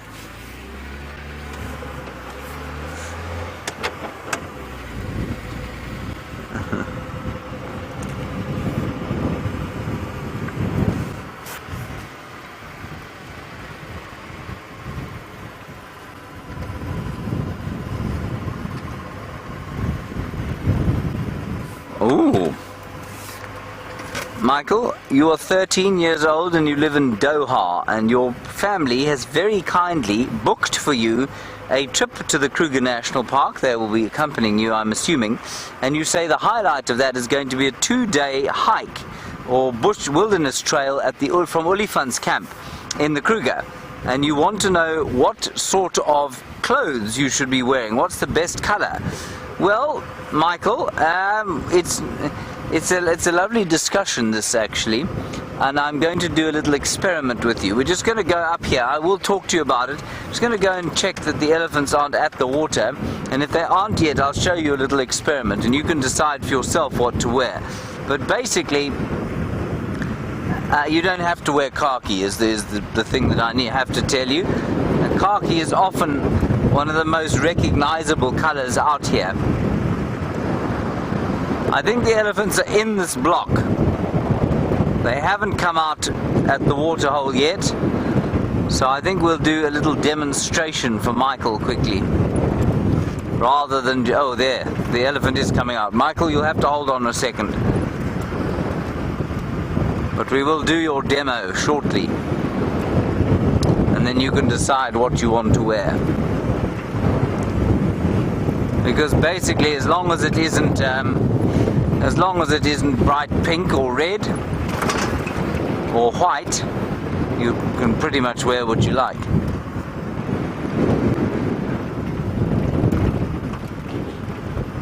There's a young bull thinking about coming for a drink. He's watching us come up towards him now. I wonder what he was shouting at. If it was him, it may have been a herd around here.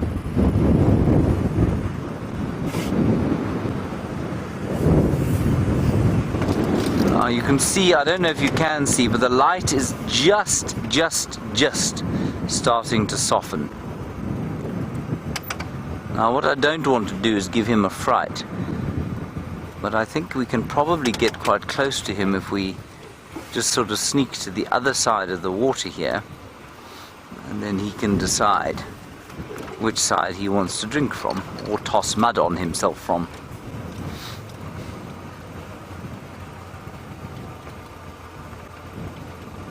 In fact, here's the best water, everybody. The best water is here.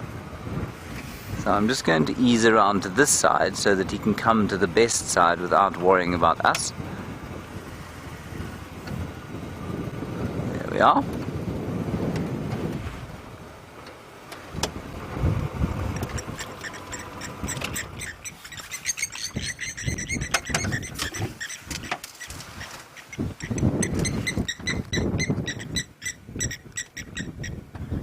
Ah, he's lovely.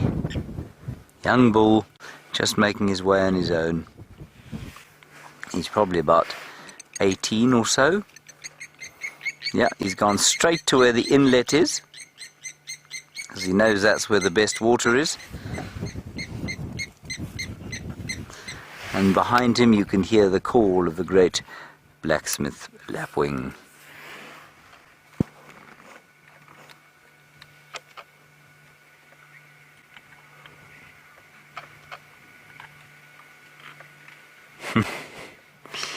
Hello, Rochelle. Difficult question to answer. You say, do elephants really remember everything? I don't know. Mainly because we're unable to speak elephant, Rochelle. So it's difficult to say. We do know that they have a very good repository of memory for places where there's good grazing. We know that they understand where water is, and we know that they pass that knowledge on to younger generations of elephants. So that's important to realize. But whether or not they remember us and as individuals, how much of their childhoods they remember, the experiences they have, we don't know. We do know that they do remember things like they do remember trauma, and they will remember being traumatized by vehicles, for example.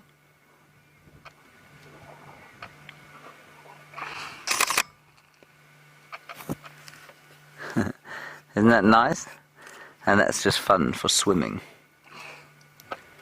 Just cooling down the body.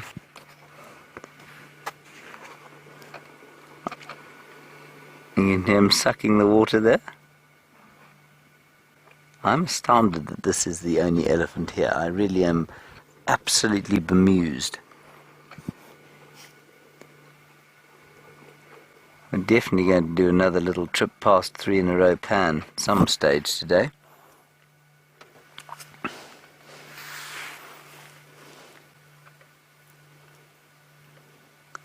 he's just watching us too. He's watching and thinking, what do we want? Why are we here?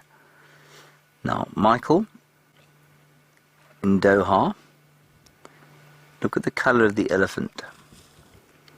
And look at the colour of the elephant in comparison with his surroundings, and bearing in mind that you will be out here probably before the rains come.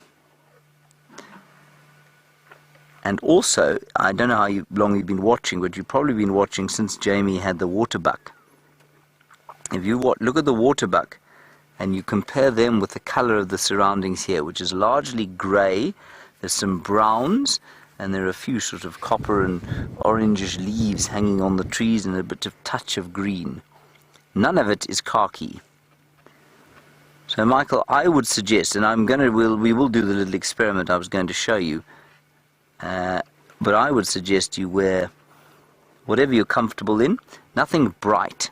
So no bright blues or greens or yellows, but if they're dull colours of blue or grey, I think that's the most obvious colour to wear out here in the bush. I think it's the most well hidden. But just remember, you don't have to be hidden on your trail either. You don't have to be camouflaged from the animals. You just don't want them to see you if you happen to be sneaking up on one.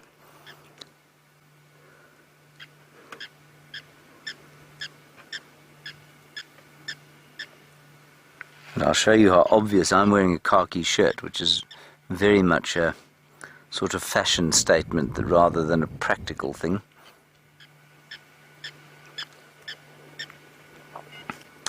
No idea. Dana, I'm afraid I missed your question. I think you're asking about the tails and what they're made of. Here he comes. I'm just going to lower my voice a little bit to see if we can't attract him here. What are their toenails made of? Dana, their toenails are made of keratin, same as yours and mine. and indeed the same as a rhinoceros's horn. And thankfully the toenails of an elephant have not become, people haven't decided that they are good for some whatever medicinal purposes. Same as yours and mine though, just keratin. Probably quite a lot more keratin, but it's just keratin. You can hear him sucking. He's actually sucking water out of the pipe. Like a great big straw. He doesn't feel like it's coming into this pan sufficiently fast, so he's sucking it out of the pipe.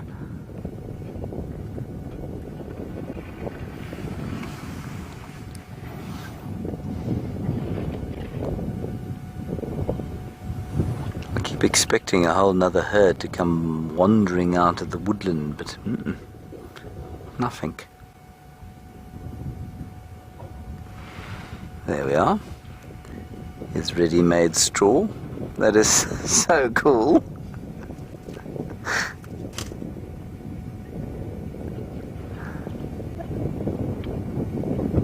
Isn't that brilliant? Hello Jan, you're wondering about whether any other animals out here are smart enough to do what this elephant's doing, drink from the sort of inlet pipe there, and you're wondering if anyone else would do that, and if clean water is that important to elephants. I'm going to answer the second part of your question first. Clean water is particularly important to elephants. They are not tolerant of dirty, fouled water, and they're especially not tolerant of it when there is clean water on the offing. So they could absolutely drink the sort of mucky stuff that is in the middle of this pan if they had to. They could drink the mucky stuff of the Juma Dam pan if they had to. But if they can get clean water, that is what they're going to go for. As for other animals, are they able to learn where water is in the same way? Yes, I think they probably are, but over a smaller distance. So, of course, elephants will move to water. They'll move massive distances between feeding grounds and water, especially in a place like Botswana, or perhaps even in sort of unfenced areas where there isn't a great deal of artificial water, like East Africa. Then I think you'll find that the elephants have to move huge distances. And I don't know that many other animals, if you separated them from water like that, would be able to find their way to it, simply because they don't have to most of the time. They live in much closer proximity. So I hope that sort of answers your question there, Dana. Oh, sorry, I missed the name.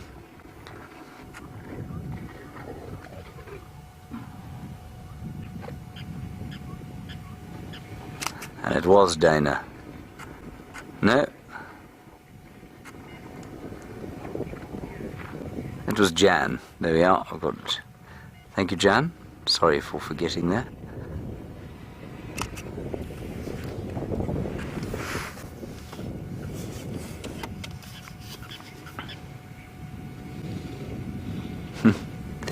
Tata, you want to know the muscles in the trunk move as they go up, as the water goes up.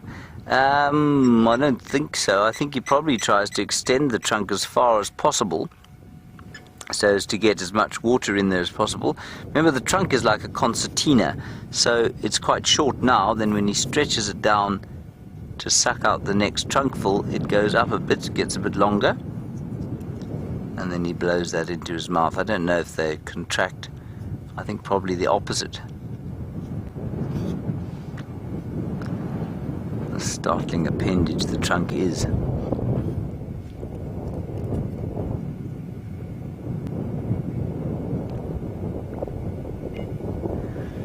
And then PJ, I think you ought to know how long their trunks grow. Well, that one, Brian, I would say that one's trunk is probably about, there we go, just giving us a bit of a head shake. I would say that the trunk on that animal is roughly 5 feet long. Wouldn't you say, Brian? Yeah. Maybe a bit longer. Between 5 and 6 feet. So I'd say at least a foot longer on a really big bull elephant. So let's say, 6. yeah, outside maximum 6.5 feet or so.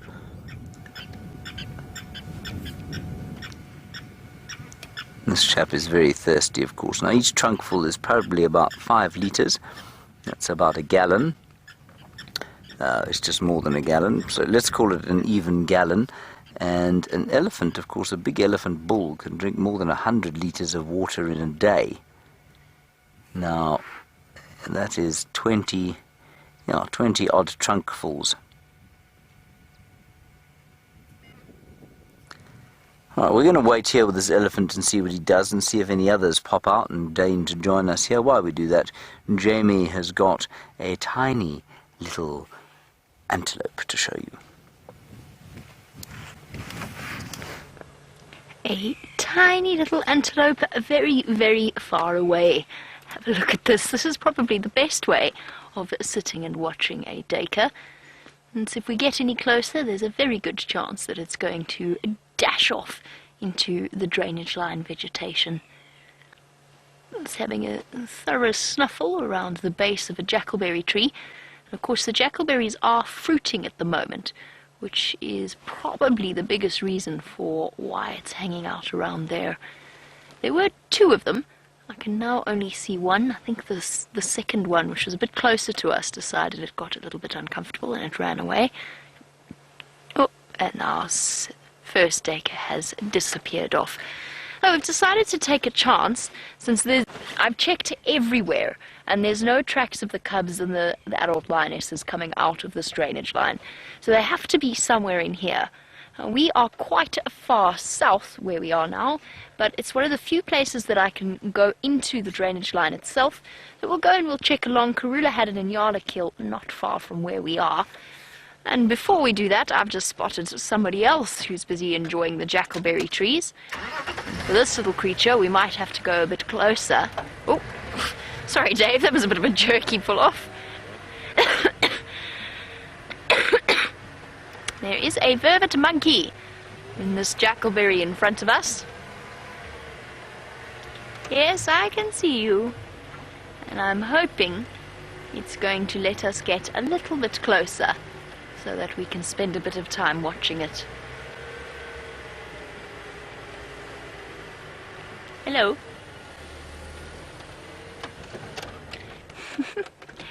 Peeking down on us from between the leaves. Well, presumably, when there is one monkey, there must be others, but I have absolutely no idea where they are. I can only see one. But that's okay, because we've got a very interesting perspective of them.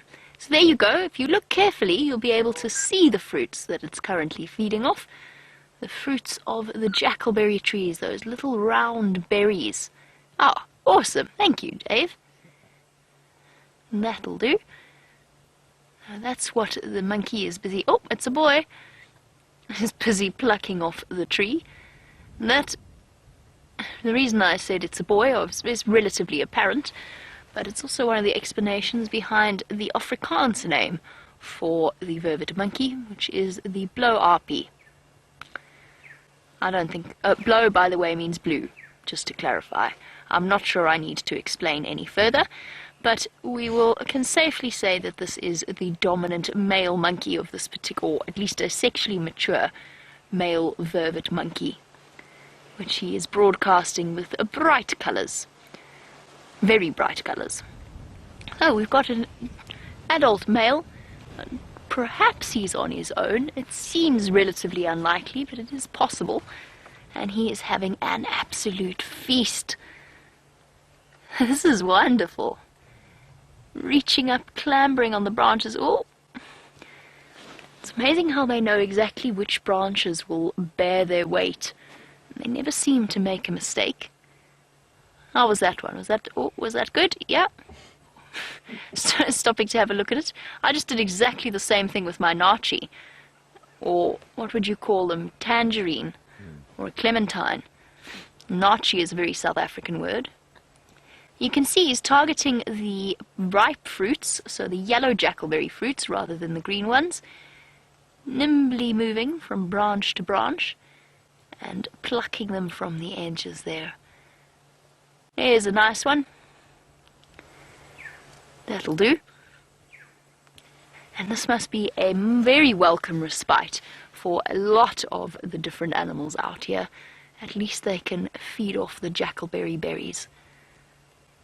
Called one of the explanations behind why the jackalberry tree is called the jackalberry is because even jackal have been known to eat the fruits. There's a nice yellow one there, look, right there, by your right shoulder, mister. There, yes, that one. Oh, well, all right then, fair enough. You missed out on a good one, I'm just telling you. It's amazing the balance and dexterity that these monkeys have.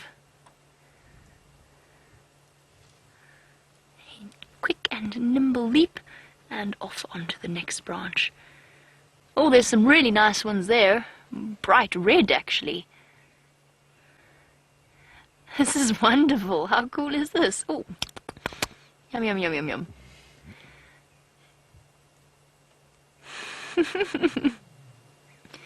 I want that one, right on the edge. I wish I could climb like that. I imagine James does as well.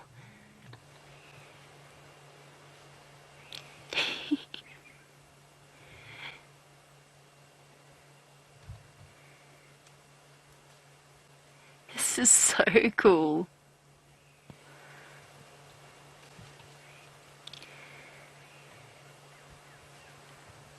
Now, Daniel, you were wondering where the rest of his troop is, and I can't see them. I know that there is a troop of monkeys that lives in this particular patch of the Mulwati drainage, so they might just be out of view. Oh, there you go, discarding the skin. Do you see that? Taking the fleshy pulp, but discarding the skin. There is one possibility, and that is that he has dispersed from his troop, and that he is in the process of attempting to join a new one. Which makes total sense, because obviously once a young male monkey reaches sexual maturity, he doesn't want to be in the same troop because he runs the risk of breeding with his mom and his sisters and his aunts and so on. So what they do is that at a certain age, they will start to disperse. And it varies from monkey to monkey. It seems to be there's a sort of a personality aspect to it as well. Some of the bolder males leave slightly younger, and some of them hang around for a couple of months, up to even a year longer. Now, it could be that this male is attempting to find himself a new troop, perhaps hanging out on the outskirts of another one's territory, and trying to make inroads very carefully. But he's got to be careful. The females of a vervet monkey troop are usually the ones responsible for chasing away outsiders.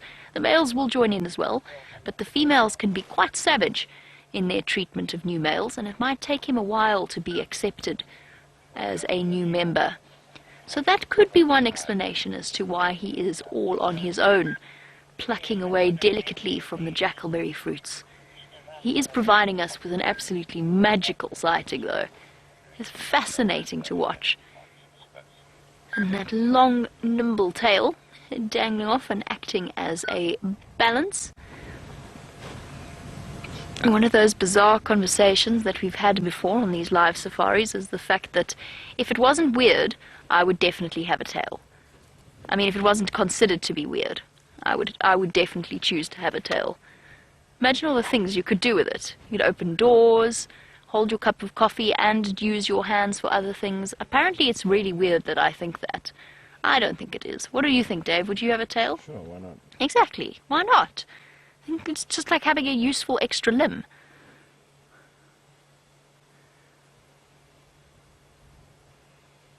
I can't think of... The only thing that might be a bit uncomfortable is sitting upright and driving, which is, of course, our upright stance is what lost us our tails in the first place. I think that monkey thinks I'm nuts. Anyway.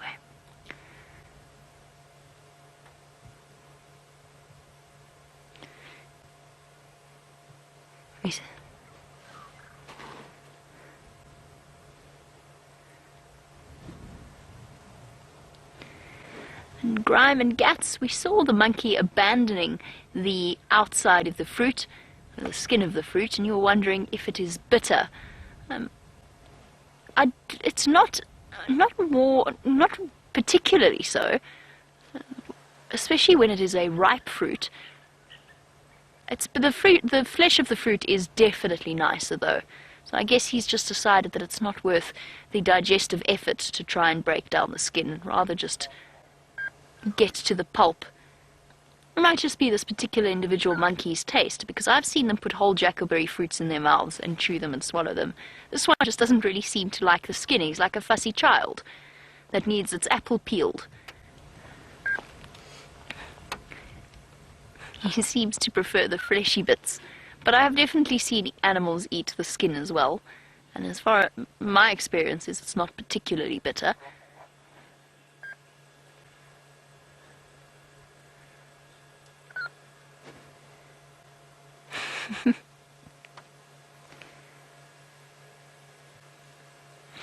Harry raises a very valid point. Yes, trousers or pants would be a bit more problematic if we had tails, but I'm relatively certain if we can broadcast live safaris from the African bush, I'm pretty sure we could solve that problem. I'm pretty sure we'd just have a little elasticated hole that it would stick out of or something. I mean, I've clearly given this far too much thought. But like a little just elasticated or button-up patch that you can curl your tail out of. And just think, people would get them all dressed up and they'd have accessories for them, like the equivalent of... Okay, no, I really am going a bit too far with this. It would be fascinating, though. He's checking to see what's frightened the Franklin. And see that change in body language? And he's not too concerned about it, whatever it was. He just wanted to make sure that it was nothing serious, like a stalking leopard. Leopards, of course, being one of the few of the cats that are agile enough to catch a monkey in a tree. So he sort of stood up there on his hind legs, peered across over the wall of the drainage line, and then decided that whatever it was of no threat to him. Oh, we're going back. There's some more nice ripe seeds there, ripe fruits. He's very, very relaxed, this particular male. The troop that lives around the Mulwati drainage is usually quite skittish. There you go. So Cat in Tampa is on the same page as I am and says that she would love to have a tail because it would be a great way of whacking flies away while she walks her dog. And there you go. See, there are so many purposes. Steph thinks I'm completely bonkers. He just gave me... I can just picture his facial expression right now if he happens to be in final control. There's going to be a raised eyebrow or two. Standing by, Rexon.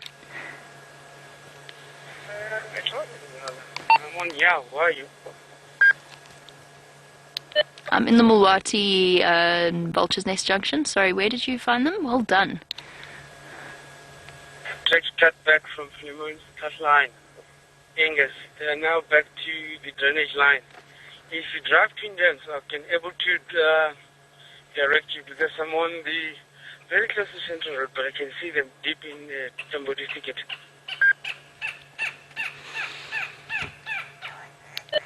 All done, Rexon. I'm on my way.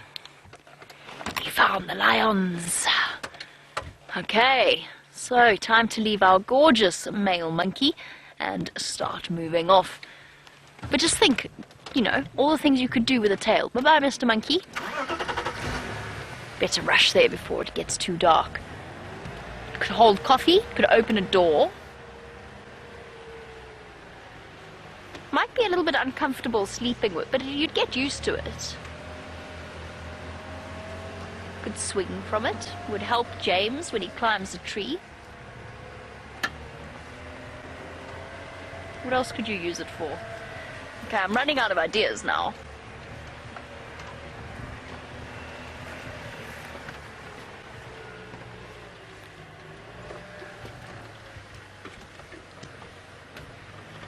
Actually, there's another good idea that's come through from Lou.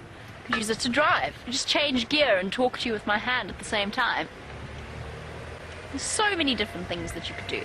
The one thing that it would do, though, is you'd have to learn to control your tail. Because it would be such a mood giveaway. Although I suppose human beings have learned to control their facial expressions far more so than animals do. I'm just thinking, you know, you get the thrashing tail of an angry cat.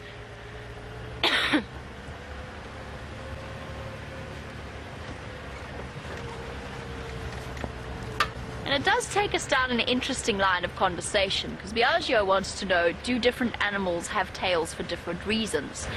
And the answer is yes, absolutely. Or at least they have evolved to fit that animal's lifestyle. So an elephant doesn't really need a tail except to maybe swing at a few flies, and even then it's got a trunk to do most of its work. What's that fishy got? Sorry, Dave, can you... Well done. Well done, Dave. Awesome. I think it's grass, you know. I think the fish eagle's nest building as well. Where's it going? Ah. Too far. Well done, Dave. Everybody give Dave a round of applause there. He managed to... That was awesome. Sometimes we really throw our cameraman under the bus. What's that small flying bird doing really far away? They, of course, rise admirably to the challenge. Tails, yes. So, by the way, I'm not going to the fish eagle because I want to go and see what these lions are up to, and I have a feeling it kept flying south over our southern boundary. So, tails. Leopards using them for those sharp twists and turns that they do, as well as quite a useful balancing instrument when they're up in a tree. Cheetah, something similar, but with a bit more weight towards the end, because the high-speed runs that they go on, up to 100, even 120 kilometers an hour, they use them as a rudder to help them balance. Zebra swish flies away with their tails. And all animals, of course, use their tails to... Well, it's not, I don't know that they use their tails, but their tails express their feelings. So if they're angry, or if they're submissive, or if they're dominant, it communicates that to other animals, because of course they don't talk.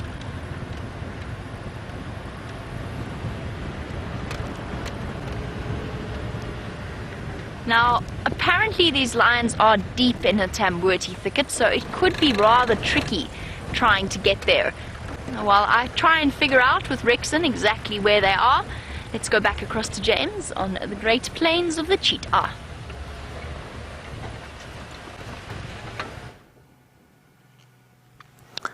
Our elephant is still here, everybody. He is, as Brian said, very clearly parched. So parched. So parched. It has been quite a hot day, I must say. I'm not sure it's been quite as hot as he's making it out to be, though. I think he's just quite enjoying our company as well, don't you, Brian? Who can blame him? I've been sorely tempted to head off from here and go towards the 3 in a row pan, because I fear me there will be others there. But let's just have one last look at this chap. The sun is beginning its inexorable movement down to the west, Brian, which of course is very nice. Oh, Brian, do you see what I'm seeing? I am. Oh, I do. There's another elephant, everybody. It's just over there. I don't know how long it's been there. I haven't seen it before now, but it's very clearly in a state of abject relaxation because it hasn't moved. It might actually be asleep.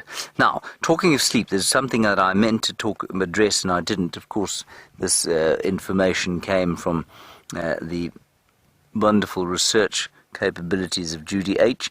I said that I read the other day on a news site, very good news site, not necessarily a very good biological site, that a giraffe sleeps for only 30 minutes a day.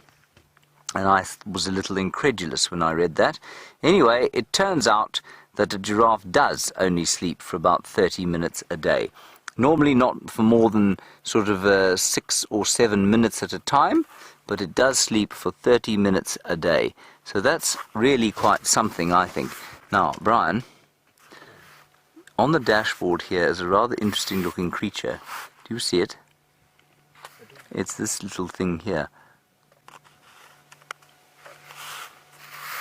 No, don't go that way. There we are.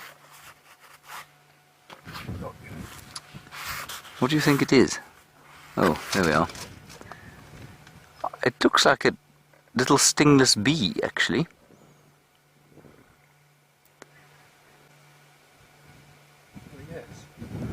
That is really quite cool. I think that's what it is. I think it's a stingless bee that has got lost.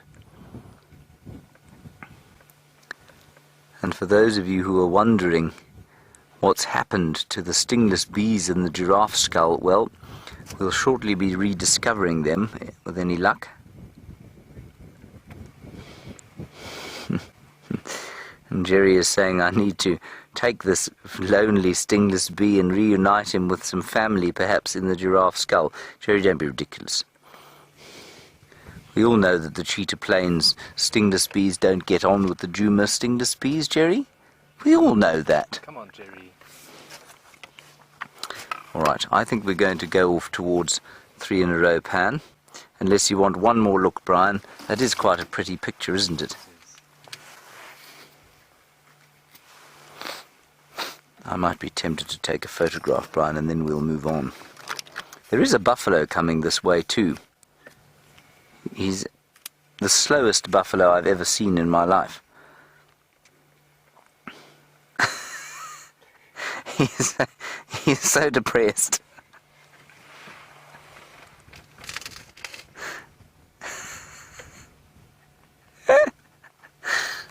Shame he isn't looking good. Look at his hips sticking out. Yeah. No, that's why he's depressed, everybody. He's depressed because I don't think he's so well.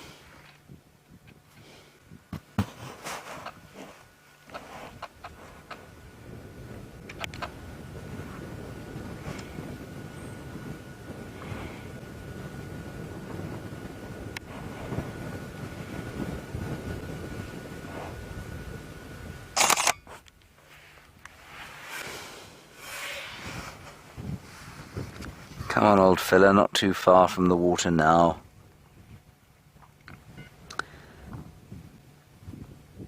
Come on, come on. That's it. Prozac available on tap here at the waterhole. Help you through the tough times. Gosh, he really does look like he's struggling. Oh, I had no idea that he was quite so skinny. I'm not sure I would have cast quite so many aspersions on him. Do you think he's charging us, Brian? I think so. Full steam. You think that's all he's got left? I think maybe. Oh, shame. He really doesn't look good. And he's not old, you know. That's not an old buffalo. And it's also not a buffalo bull, is it, Brian? No, it's a cow. It is a cow on her own. Yeah, she's not well. Oh, she's panting. It's heat that's making her pant, I think. And possibly also a bit of disease. Oh, shame. It's not nice to see. And I know many of you will be thinking, well, maybe we should help put her out of her misery, sort of thing. She might recover, you know. Doesn't look like it. But so many of the animals out here that we think are in abject sort of peril, about to die, because they couldn't possibly recover from the state that they're in. It just so often isn't like that. So we're going to wish her our best and hope that she makes it. I think she stopped actually because she's so hot. Maybe we're in the way. And I think we're also in the way, yeah. Chris, you are wondering if they're dangerous. In this state, actually, yes, probably they are dangerous. If they were to come across you on foot, they'd be very nervous, and so she could be dangerous on foot. Not now, no, though. She's not dangerous to us in the car. I'm going to move, everyone, because I don't think she's too keen to come too close to us. So let's just move away so that she has a free go at the water. Shame. I feel a little bit bad that I was saying nasty things about her.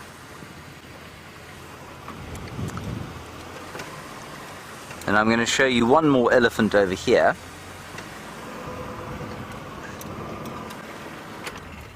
There he is. And I thought it was a little bit strange that this chap, our deeply thirsty fellow, was drinking on his own, and that there was nobody with him at all. But I think you'll find that these two are probably in visual and audio communication. And as always, Brian, you can see he's a male by the curvature of his tusks. Exactly. Or the shape of his forehead. Or the shape of his forehead, yes. The two most obvious features of his manhood.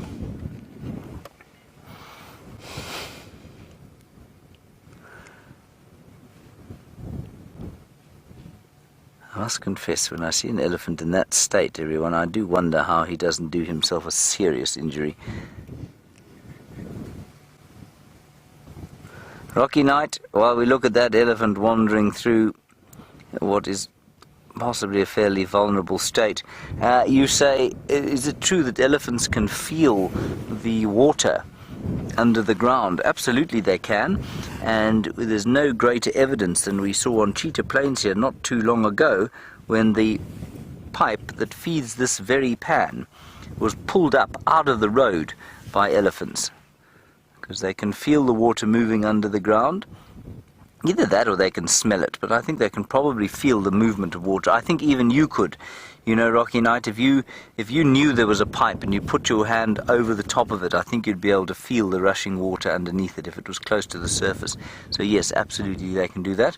But they can also do it in dry riverbeds where they dig for water. They can feel where there's water there, or smell where there is some sort of bubbling towards the surface.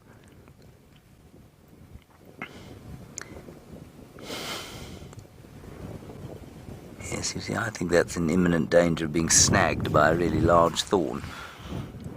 The buffalo's coming up slowly behind us, poor lady.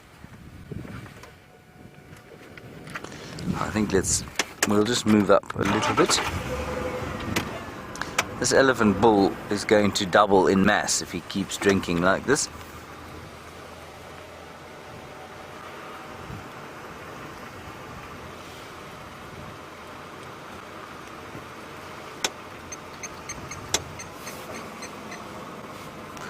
One hates to ask you the question, old fella, but haven't you had enough?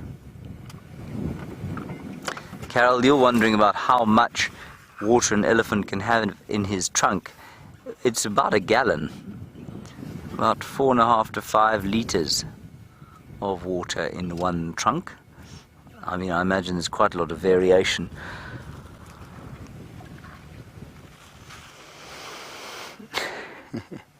Ah, that's wonderful. I do love an elephant shot like that, Brian. They're nice. Simple, straight on, beautiful.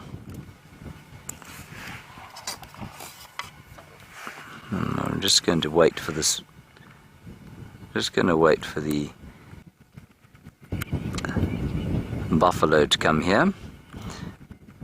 And you'll be most pleased to know that, well, the lion cubs seem to be ready to receive you. Go and take a look.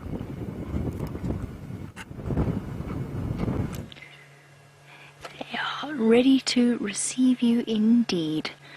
And just have a look at this amazing work by Rexon. One tiny head peeking out at the back there with some tired lionesses. It's an incredibly difficult area here that they have disappeared into. So we were right about where they were, which is a good thing. Definitely makes me feel better about life.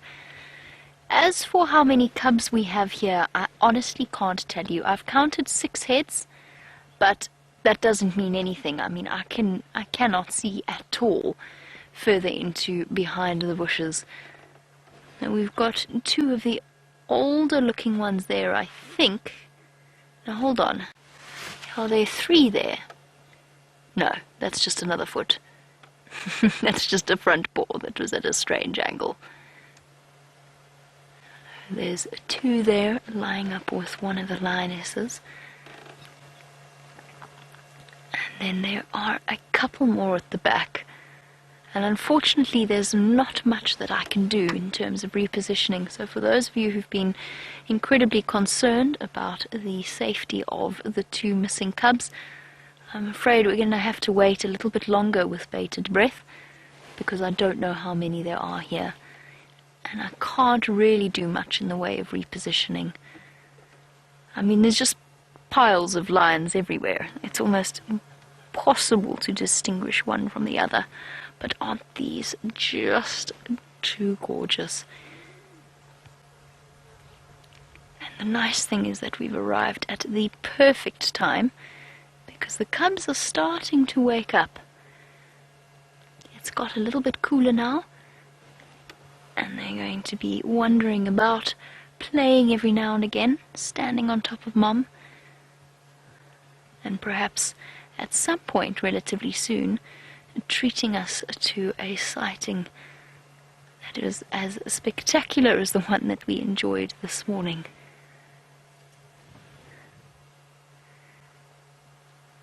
Hello, little ones.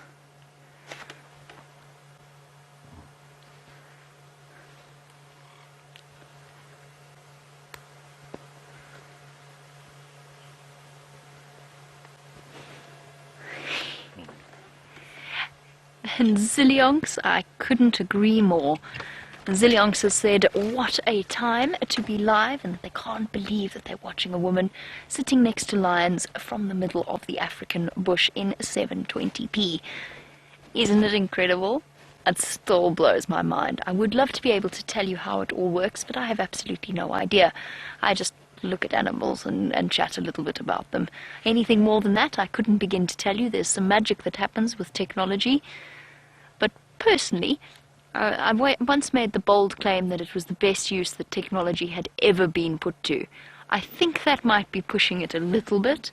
I mean, there's some very important scientific discoveries that perhaps hinged on some very crucial technology. So I won't go that far, but it is definitely one of the best uses that technology has ever been put to. And it's lovely to have you on board. I hope that you send us through your questions and your comments, and perhaps you might even find yourself something of a Safarilive addict. I know that we have a few viewers that haven't complained per se, but have certainly become avid viewers of our live safaris with all of their magical moments. And the joy of it, of course, is that it's like watching a sports game live. So yes, sometimes the animal is hidden behind the tree. It's not documentary perfect visuals, but at the same time that is the magic of it all, because these animals are wild, doing what they do best, without in any way being impacted by us, and without us ever knowing what is going to happen. For example, these lions, when was it, about a month and a bit ago, killed a buffalo on our live safari in front of us. So absolutely anything can happen while you're watching.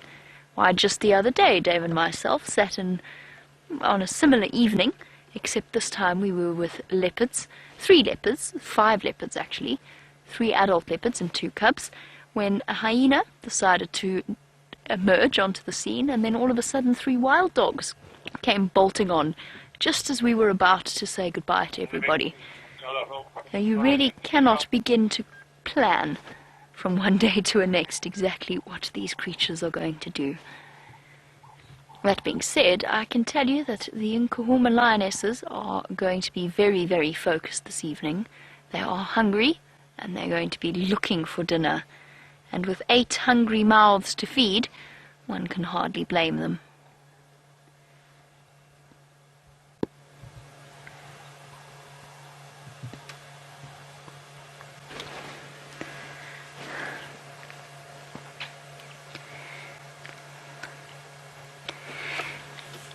Welcome to Chris, watching all the way in Finland. Chris, I think it's the first time I've ever heard your name on our live safari, so it's lovely to get your questions through. And you wanted to know how long lions live in comparison to domestic house cats. The answer is they've got shorter lifespans. It depends on if they're male or female. On average, the male's around 11 or so years old. The female's a little bit longer, sort of towards 13, 14. They can live right up to 16 or 17, and even 20 in captivity, although that's a very, very unusual situation. So it's a tough life out here, particularly for the male lions, and as a result they've got a shorter lifespan. And generally, only about 2 of those years for a male lion will be spent dominant over an area. 2 or 3 years, which means they only really have time to raise one set of cubs, or at least one generation of cubs, not one set of cubs, one generation of cubs, before it comes time for them to be replaced by a different set of males. I'm sorry, I'm distracted by something. I'm trying to figure it out. I think we found a banded mongoose den. If we just have a look, Dave, at the pile of scat over, not here, but if we go a little bit, I'm not sure if you can actually, can you see that pile of excrement on the termite mound wall? Yeah. There we go, and then a little bit further up you'll see some more there. And a little bit, yeah, and then if you go up a little bit, you'll see more. You'll see a big pile of it. There we go. That big pile of excrement. That's too big for a dwarf mongoose. And that's too many to be a slender mongoose. Could be a white-tailed mongoose, but that's a lot of excrement, and I have seen banded mongoose here before. I'm sorry, and this might seem a ridiculous distraction from beautiful lion cubs, but our lion cubs are fast asleep and very difficult to see, and we hardly ever get to see banded mongoose. None of it's very fresh, so I think that if it is a banded mongoose termite mound, there might be nobody there at the moment.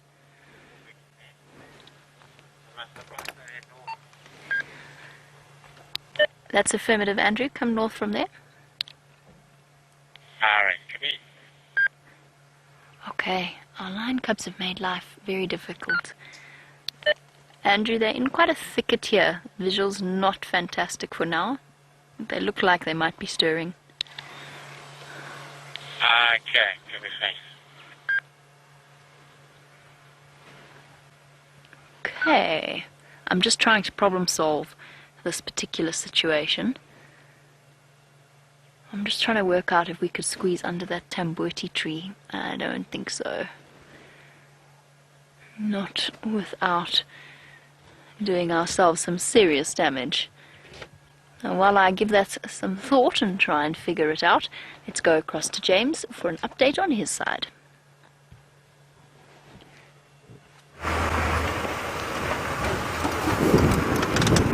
Hello everybody, we just wanted to quickly show you a last glimpse of the Cheetah Plains sun. It's very beautiful, and while Jamie gets into position, we're about to leave Cheetah Plains. Went past 3 in a row pan, nothing there, very cross. Not sure why that should be the case. Anyway, we had a lovely time at the actual Cheetah Plains pan itself with our very thirsty elephant and the sad buffalo, who we left actually having a drink, so she did reach the drink. Don't know how long she'll last, but we'll see. Not much else. It doesn't seem to be a huge amount else going on between the clearings and the actual lodge itself, where the next water is, and I think that's because, well, just much of the vegetation has now been denuded from this area. As you can see, it is fairly, well, grey. Oh, you know what we should do quickly? While Jamie repositions, Michael, I just want to show you something quickly. I'm going to ask Brian to focus into this bit of woodland here, right? And what we're both going to do, Brian, is we're going to, well, you can just follow me. Yeah, we just tilt slightly to the left and tilt up a bit. Right, now, come with me, Brian. What I want you to notice, Michael, is the difference. We're wearing a number of different colors here. Brian is wearing green, and I am wearing khaki and blue. And so what I'm going to do is walk down through here. Hopefully there isn't anything that's going to eat me. And what I want you to notice is which colors are the most obvious for you to see as I walk down through here. And I'm going to stop. I'm going to walk a little bit more through these bushes. And then I'm going to come back to the car via the same sort of route. Brian is going to do the same. Yes, good to see you too. Good to see you. Almost invisible there.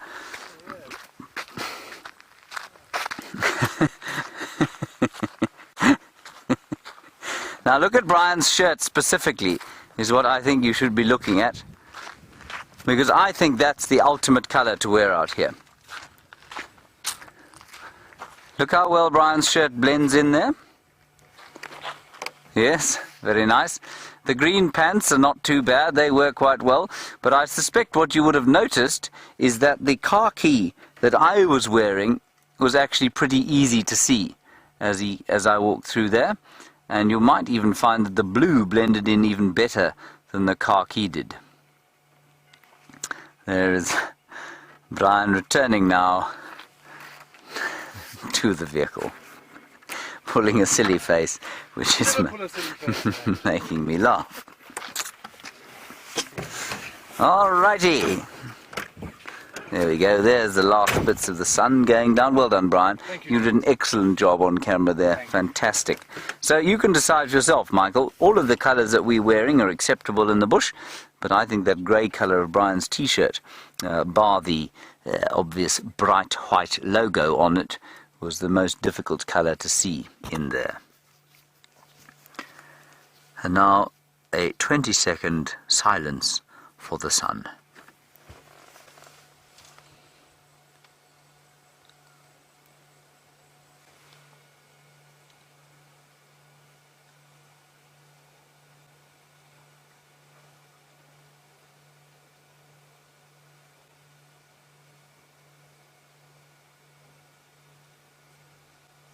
It's amazing how long 20 seconds can be, isn't it, Brian? Isn't that lovely, everyone? All you can hear, maybe you heard just the tiny little sound of Shivambalan, the emerald spotted wood dove going. Now, a wonderful question from an Irishman. Which, of course, just saying that makes me desperately want to try the accent, but I'm going to try and stop myself.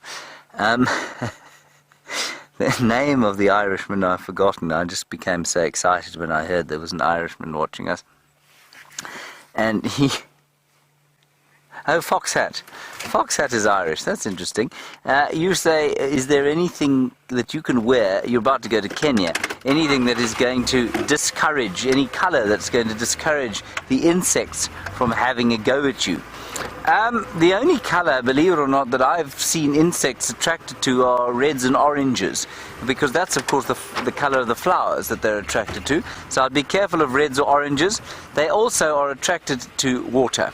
So if you have got wet clothes, or wet or red or orange T-shirt, Foxhat, you'll find that the insects are going to try and bite you.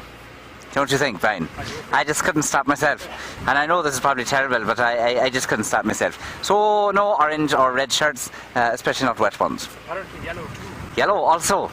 The bees love a bit of yellow. Delicious. The bees. Terrible. Now I can't stop myself, Brian. I'm just going to keep going.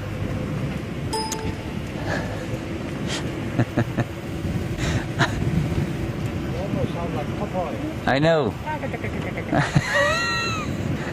I don't think Popeye was Irish, was he? I don't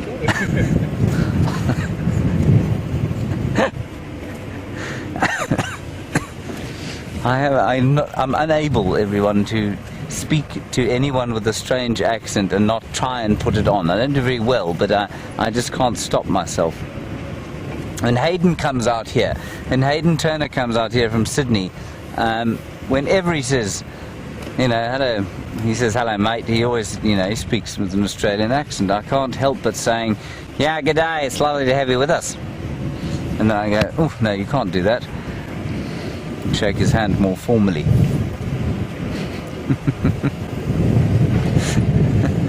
Peter Braat, one of our directors, is Dutch, and he's got a very rich accent, lovely accent. And I keep trying to do that too.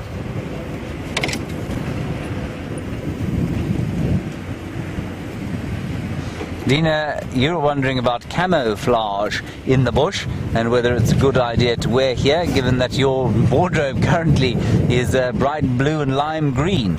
I wouldn't suggest either anything bright out here, Dina. Sorry. Oh, you're worried about wearing camouflage illegally. No, Dina, it's not illegal to wear camouflage out here. You can wear camouflage if you like. I know that you've been doing some research into coming to Africa, but camouflage you can wear. You can, if you don't mind looking ridiculous. I always find that people on safari wearing camouflage, I just think it's not necessary. You know, unless you're a sniper in the SEALs or the SAS, I feel camouflage is probably not necessary. I don't think we're going to lose signal now. Lucy, must we do a loop, or shall we hand over to Jamie?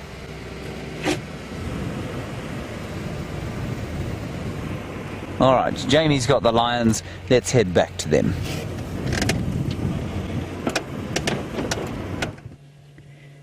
While James ducks through the bad signal, or the Gremlin Hollow, as Brent calls it, we've managed to shuffle ourselves around to get this stunning view that you see in front of you.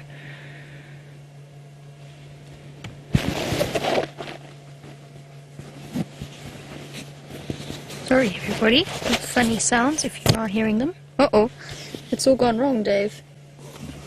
Oh no. Oh no, Dave. It's gone terribly wrong. Okay, hold on. Sorry everybody for the sounds you are about to hear. I was trying to surreptitiously reposition my microphone in my hat, and the end result was I pulled the tip of it off completely. I don't think it's permanently broken, Dave. Does it sound good? That's because it's now sticking out from underneath my cap. It must look ridiculous. Anyway, moving on. So we're still with our lions, and they're starting to show the odd sign of stirring. And I have to confess to secretly hoping that they will actually pop out now. And the reason, of course, is so that we can do a proper head count. So what we're seeing is a couple of yawns, the odd paw lick from the adults. And that in turn, I think might mean that they're about to get up.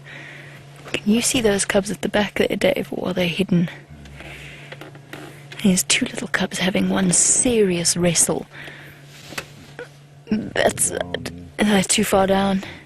Oh, there we go, well done. You can just see them through the trees. There we go. Yes, there we go. Awesome, well done, Dave. The two youngest cubs having a little bit of a brawl. They're so cute. Little fluff balls.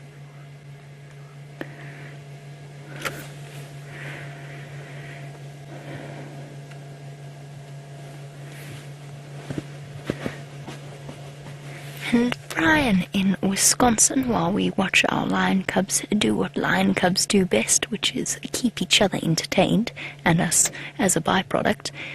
The reason that they're called cubs, it's one of those weird linguistic things. Brian would like to know if they're part of the cat family, why are they called cubs? And whilst they are part of the Felidae family, they are not part of the Felis genus. So the Felis genus is the one that includes the domestic cats. The genus that includes the lions and leopards and mountain lions and snow leopards is called Panthera. So they are part of the Panthera genus, and all baby animals under the Panthera genus are called cubs, like tiger cubs, lion cubs, and so on. So that is the reason behind the name. It's one of those weird linguistic things. It's the same reason that we call a male elephant a bull and not, say, a tom, in the same way we would call a male cat a tom. There's curious little differences, and they try and just distinguish between the different genuses rather than families. I've had it, I'm done. When cubs had enough of that particular game. Some soft calling coming from the lionesses. Come on, girls, bring your babies out.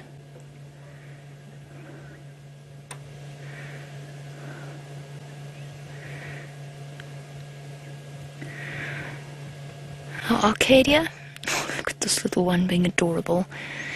Of course, we still don't know if the two of them made it back. You're wondering what sort of time we'd be looking at. How long would those cubs survive without their mothers?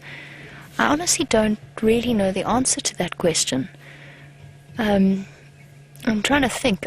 Because they're little, they can't survive as long as the adults without food. You're probably looking at somewhere around a week. But I honestly don't know exactly what the answer to that is. I don't know how long it would take before a cub would die. Obviously, that depends on whether or not they encounter something like a hyena or a leopard or any predator. Got a stick. So I honestly don't know the answer to that question. I'm open to suggestions. How long would so you can't really compare them to baby kittens or puppies. The comparison doesn't really work. Provided they got to water, I would put it at somewhere around a week. Without water, not very long. A couple of days maybe.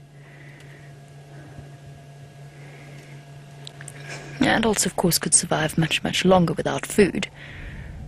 But a little cub of this age, they're basically helpless. Oh, here comes the little ones. Come on, let's get you out here so we can do a head count, please. The adults are definitely waking up, and the cubs are indubitably awake.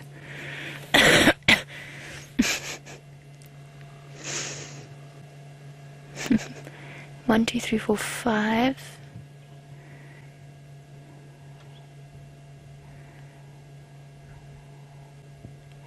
The anticipation is killing me. Look at these two lying on Mama's legs, battering each other.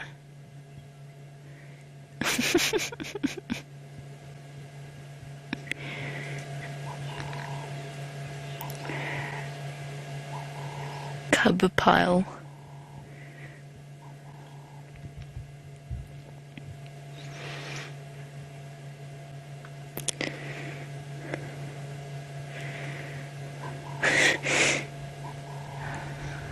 While the cubs keep each other occupied and while we wait for them to start moving out into the open, let's have a look at James's gorgeous sunset.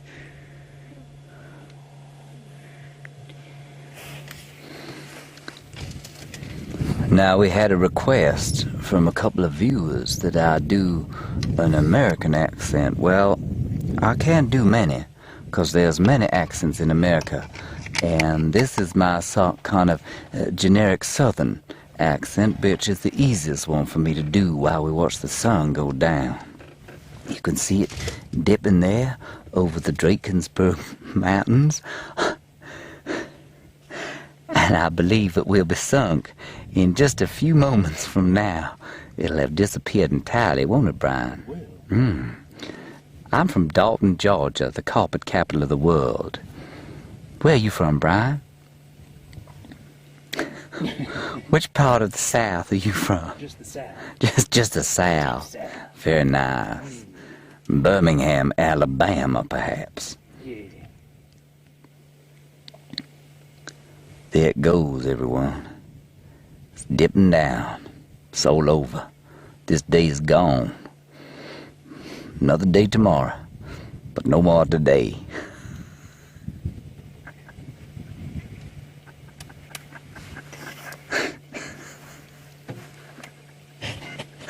Hello, Cataclysm. You was asking me what is my favorite accent to do. Well, I don't know. I quite like this one, if I'm being particularly silly. But my favorite one to listen to is undoubtedly the soft Edinburgh Burrow. So were you to meet a girl in the streets and she was to talk to you in a soft Scottish accent like this, I would be overcome with emotion. I feel it's probably something to do with my ancestry, but I just find it very attractive.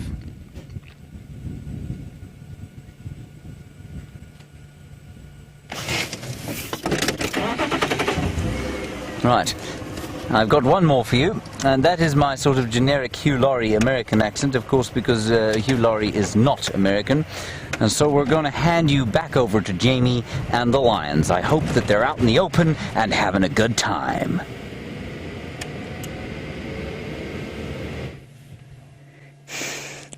They're slightly more in the open, and definitely having a good time, although perhaps not as good a time as James with his fantastic accent combinations.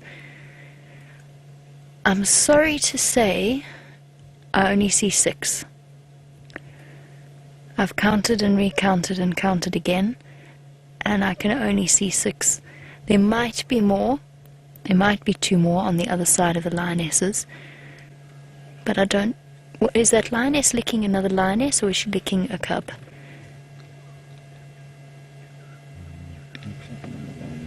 I think it's the other lioness. Oh, bless you, whoever sneezed. Little cub. 1, 2, 3, 4, 5, 6. I definitely only count 6 for now. There might be 2 that are just suckling, hidden behind one of the females. Hello, little monkeys. All curiosity. What you doing? Going to have a look at Andrew's guests. Perhaps attempting to be incredibly intimidating. Oh, you cheeky little creatures. They're getting to that age. That curious, cheeky age. Which unfortunately may have been what led to the 2 of them disappearing in the first place. 1, 2, 3, 4, 5, 6. No matter which way I spin it, it doesn't look as though the 2 missing cubs have found their way back. What's interesting about this whole situation is the fact that the lionesses don't seem to be aware that they've lost 2 of them. In fact, they seem completely unaware.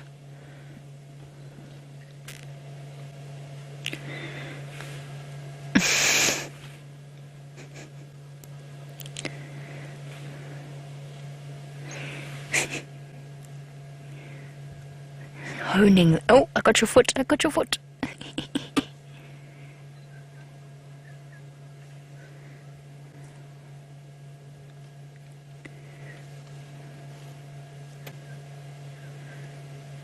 And farm doc? Yes, absolutely. It would be unusual statistically for all 8 cubs to survive to adulthood. You raise a good point, even though we are, as you said, rooting for the survival of the missing 2. It is something that we've always got to prepare ourselves for whenever we spend time with tiny little big cats. The fact that their mortality rate when they are cubs is exceptionally high, slightly lower for lions than leopards, depending on whether or not there is a pride takeover, of course, or a coalition takeover. It is slightly lower for lions because they've got the whole pride to help look after them. But yes, it would be exceptionally unusual for all cubs to survive to adulthood, or statistically unusual, not exceptionally unusual. It has happened many times before. It is the risk that we run when we sit and we spend time and we get very attached to the animals Life is tough when you're a little lion cub, and making a mistake of running ahead of the rest of the pride could end up to be disastrous.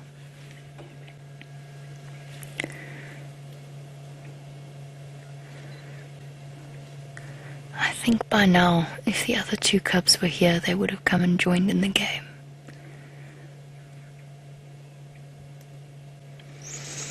I also really don't think that the lionesses have realized that anybody's missing.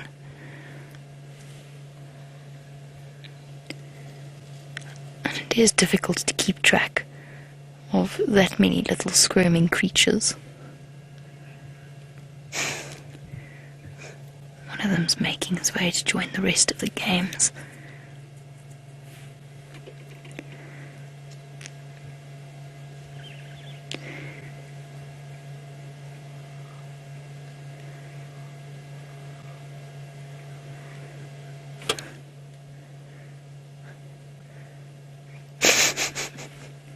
Practicing stalk mode.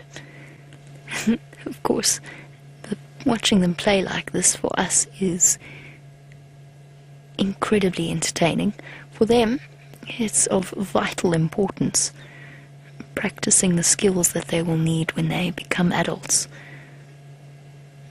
and perfecting that buffalo grasping technique.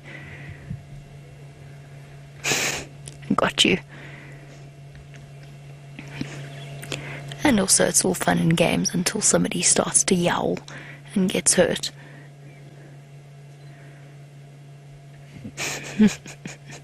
Slight overbalance there. Oh, slight overbalance from Dave too. You okay there, Dave? You're just overwhelmed by cuteness.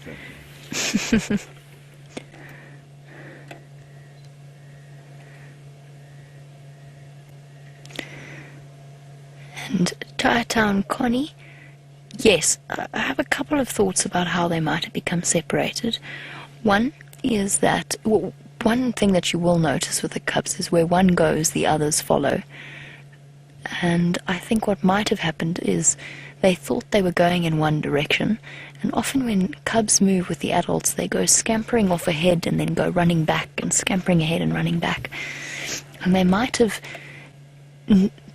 realized that they were going in the direction of the dam and gone running towards it. Perhaps they were really thirsty and then just got separated and then panicked and couldn't find their way back and returned to or went to known safe spots or places that they were more familiar with, or they got disoriented and just kept trying to look for Mum. Oh, it's a horrible thought, isn't it? Little cubs lost in the wilderness.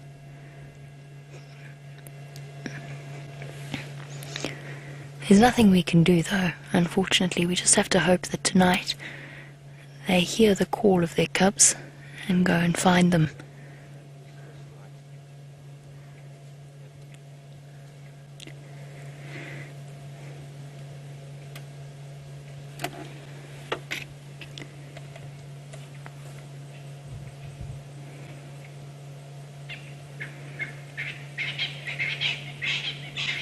I was just double checking at the back there, but unfortunately not. Robin, you wanted to know if one of the trackers found the lion cubs on their travels, what would they do? Probably move away relatively quickly, because it's impossible for them to know if they've found lion cubs, lost lion cubs, or little lion cubs with adults lying up somewhere in the shade. And obviously you don't want to risk incurring the wrath of an adult lioness. And then you also run the risk of chasing them further away from where the adults are. So we could go bumbling into the bush now, we could completely not find the cubs at all, and we could drive them, our noise and our sort of searching could drive them even further away from the adults. Unfortunately, it is one of those naturally occurring incidents where there's not very much we could do. We wouldn't collect the cubs and take them back to the pride. But the chances of us stumbling upon those lost cubs is next to nothing. Oh, cute.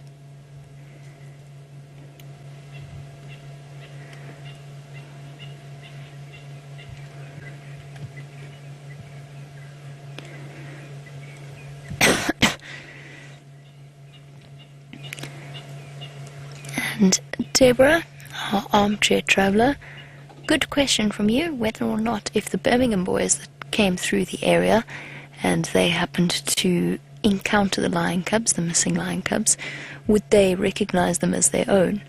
Yes, I think that they would, somehow. I think that they would recognize them. They definitely wouldn't put any attacking quarry bushes. They definitely wouldn't put any effort into looking after them, but the little cubs might follow behind them, and as a result, might actually get led back to the pride in that way, because their social instinct is so incredibly strong that in desperation they'd probably try and stay with the males.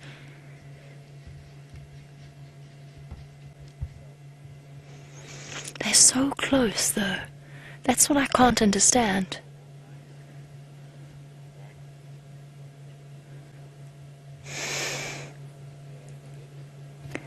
Perfect. From Valeria in Massachusetts. Okay, so from now on, the missing cubs have been dubbed Hansel and Gretel until we find them. So a perfect name for them. Hansel and Gretel have gone wandering off, and unfortunately didn't leave a very good trail behind them.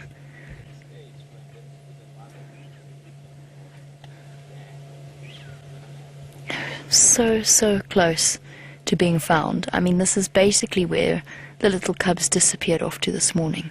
The only thing I can think that they might have done is gone to ground, hiding somewhere in the drainage line.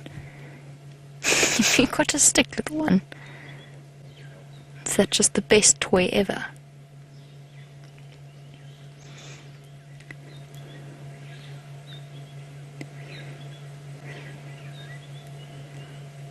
Sticks clearly make the best teething toys. Oh, look at those fearsome teeth. It's a bit scary, isn't it, Dave? Terrifying. Oh, so scary. Fearsome predator in action, tearing apart the quarry bush.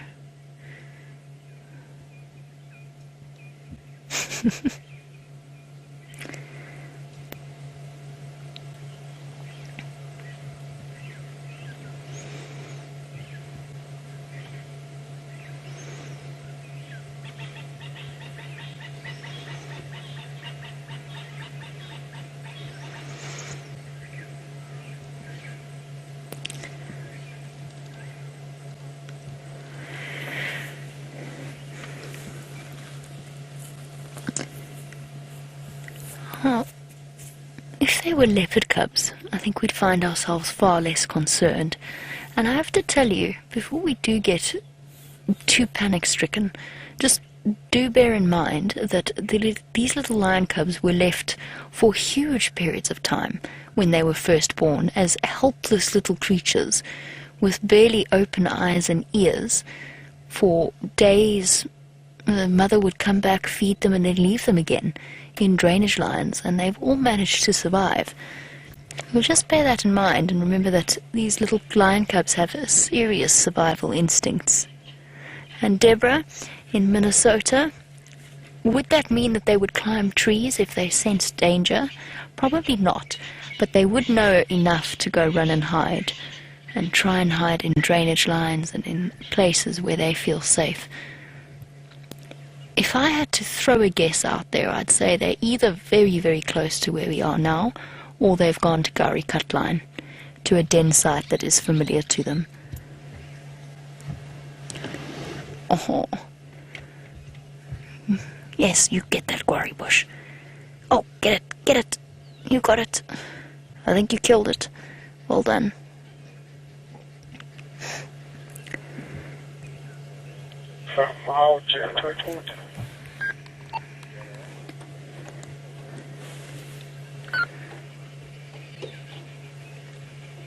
There's one of the youngest ones at the back.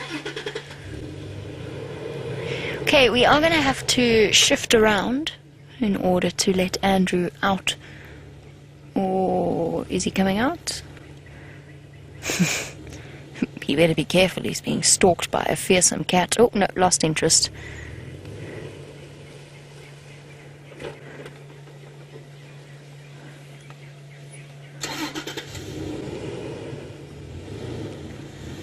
Okay, we're just going to play a game of musical cars and switch around, and while we do that, we're going to send you back over to James.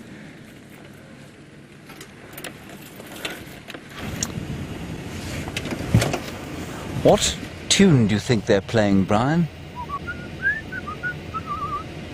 Ah, Yes. what tune was that, Brian? Just A tune, a musical number for cars, for musical cars. Okay, good. What about the dance of the Sugar Plum Fairy? Close. Could Not be, quite. not quite. Okay, good. We're back on Jume, everybody. We haven't seen anything of too much note since then, but it has been such a glorious evening. Just watching the embers of the day slowly fading away, listening to the sounds, and now as we get close to camp, everyone, that most ultimate of comforting home smells, a wood fire burning somewhere close by, even though it isn't for the warmth, it is simply for the delicious smell of the smoke and the comfort of the fire that it brings. I'm so glad those lions have been found, but I'm really slightly worried about those two others. I mean, I don't really know how much further away they could be from the pride now, because they were at the waterhole. So unless the lionesses have just not gone to look for them, which is quite possible, they could easily just be lurking in a bush somewhere, got themselves lost, and the lionesses will go and look for them during the course of the night. Who knows? There wasn't any other kind of predator action, I don't think, at the waterhole when they came to drink, so they should be all right. Hold thumb, hold cross fingers, hold thumbs. Hold your thumb, Brian. I'm holding my fingers and my thumb. Well done. And will no doubt solve the problem.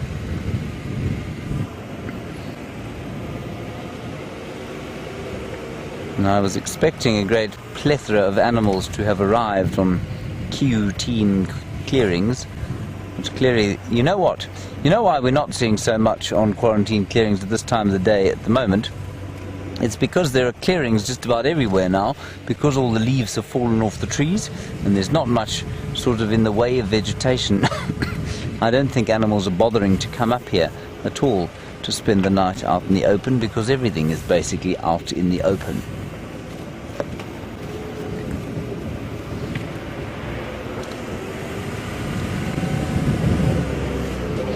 All right, everyone, that's going to be it from Brian and I. Brian, one more of that gorgeous thumb of yours. There we are. Very lovely. Thank you very much for coming to Cheetah Plains with us. We had a lovely time. I hope you did too. Sorry for my accents. We'll see you tomorrow at 0600. Bye-bye.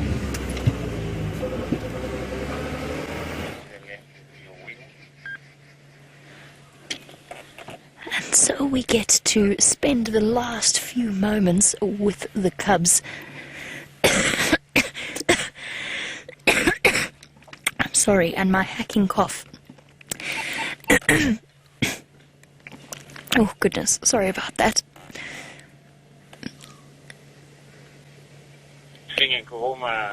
Still with Jamie on lock. I keep hearing rustling off in the distance, and I keep hoping that it's the cubs, but I think it's just Franklin moving about. And this patch of that they've settled in has definitely been the best place possible for the cubs. It's like a little bit of a jungle gym. Munching on sticks, or playground perhaps is a better description. Now, World is their park. Amber Eyes got up a little bit earlier while you were with James, but she's gone straight back to sleep. So for those of you who will be up all night tonight, I will not be, but those of you in different time zones, if you could keep an eye on the Djuma Dam camera, hopefully at some point you will get to see the Nkuhumas on their way to go and have a drink, and hopefully... Shh, Franklin, I'm talking. Give me 1 minute. Hopefully it will be with 8 cubs, and not 6. And we'll have to wait and see what tomorrow holds, because of course now it is getting a little bit too dark.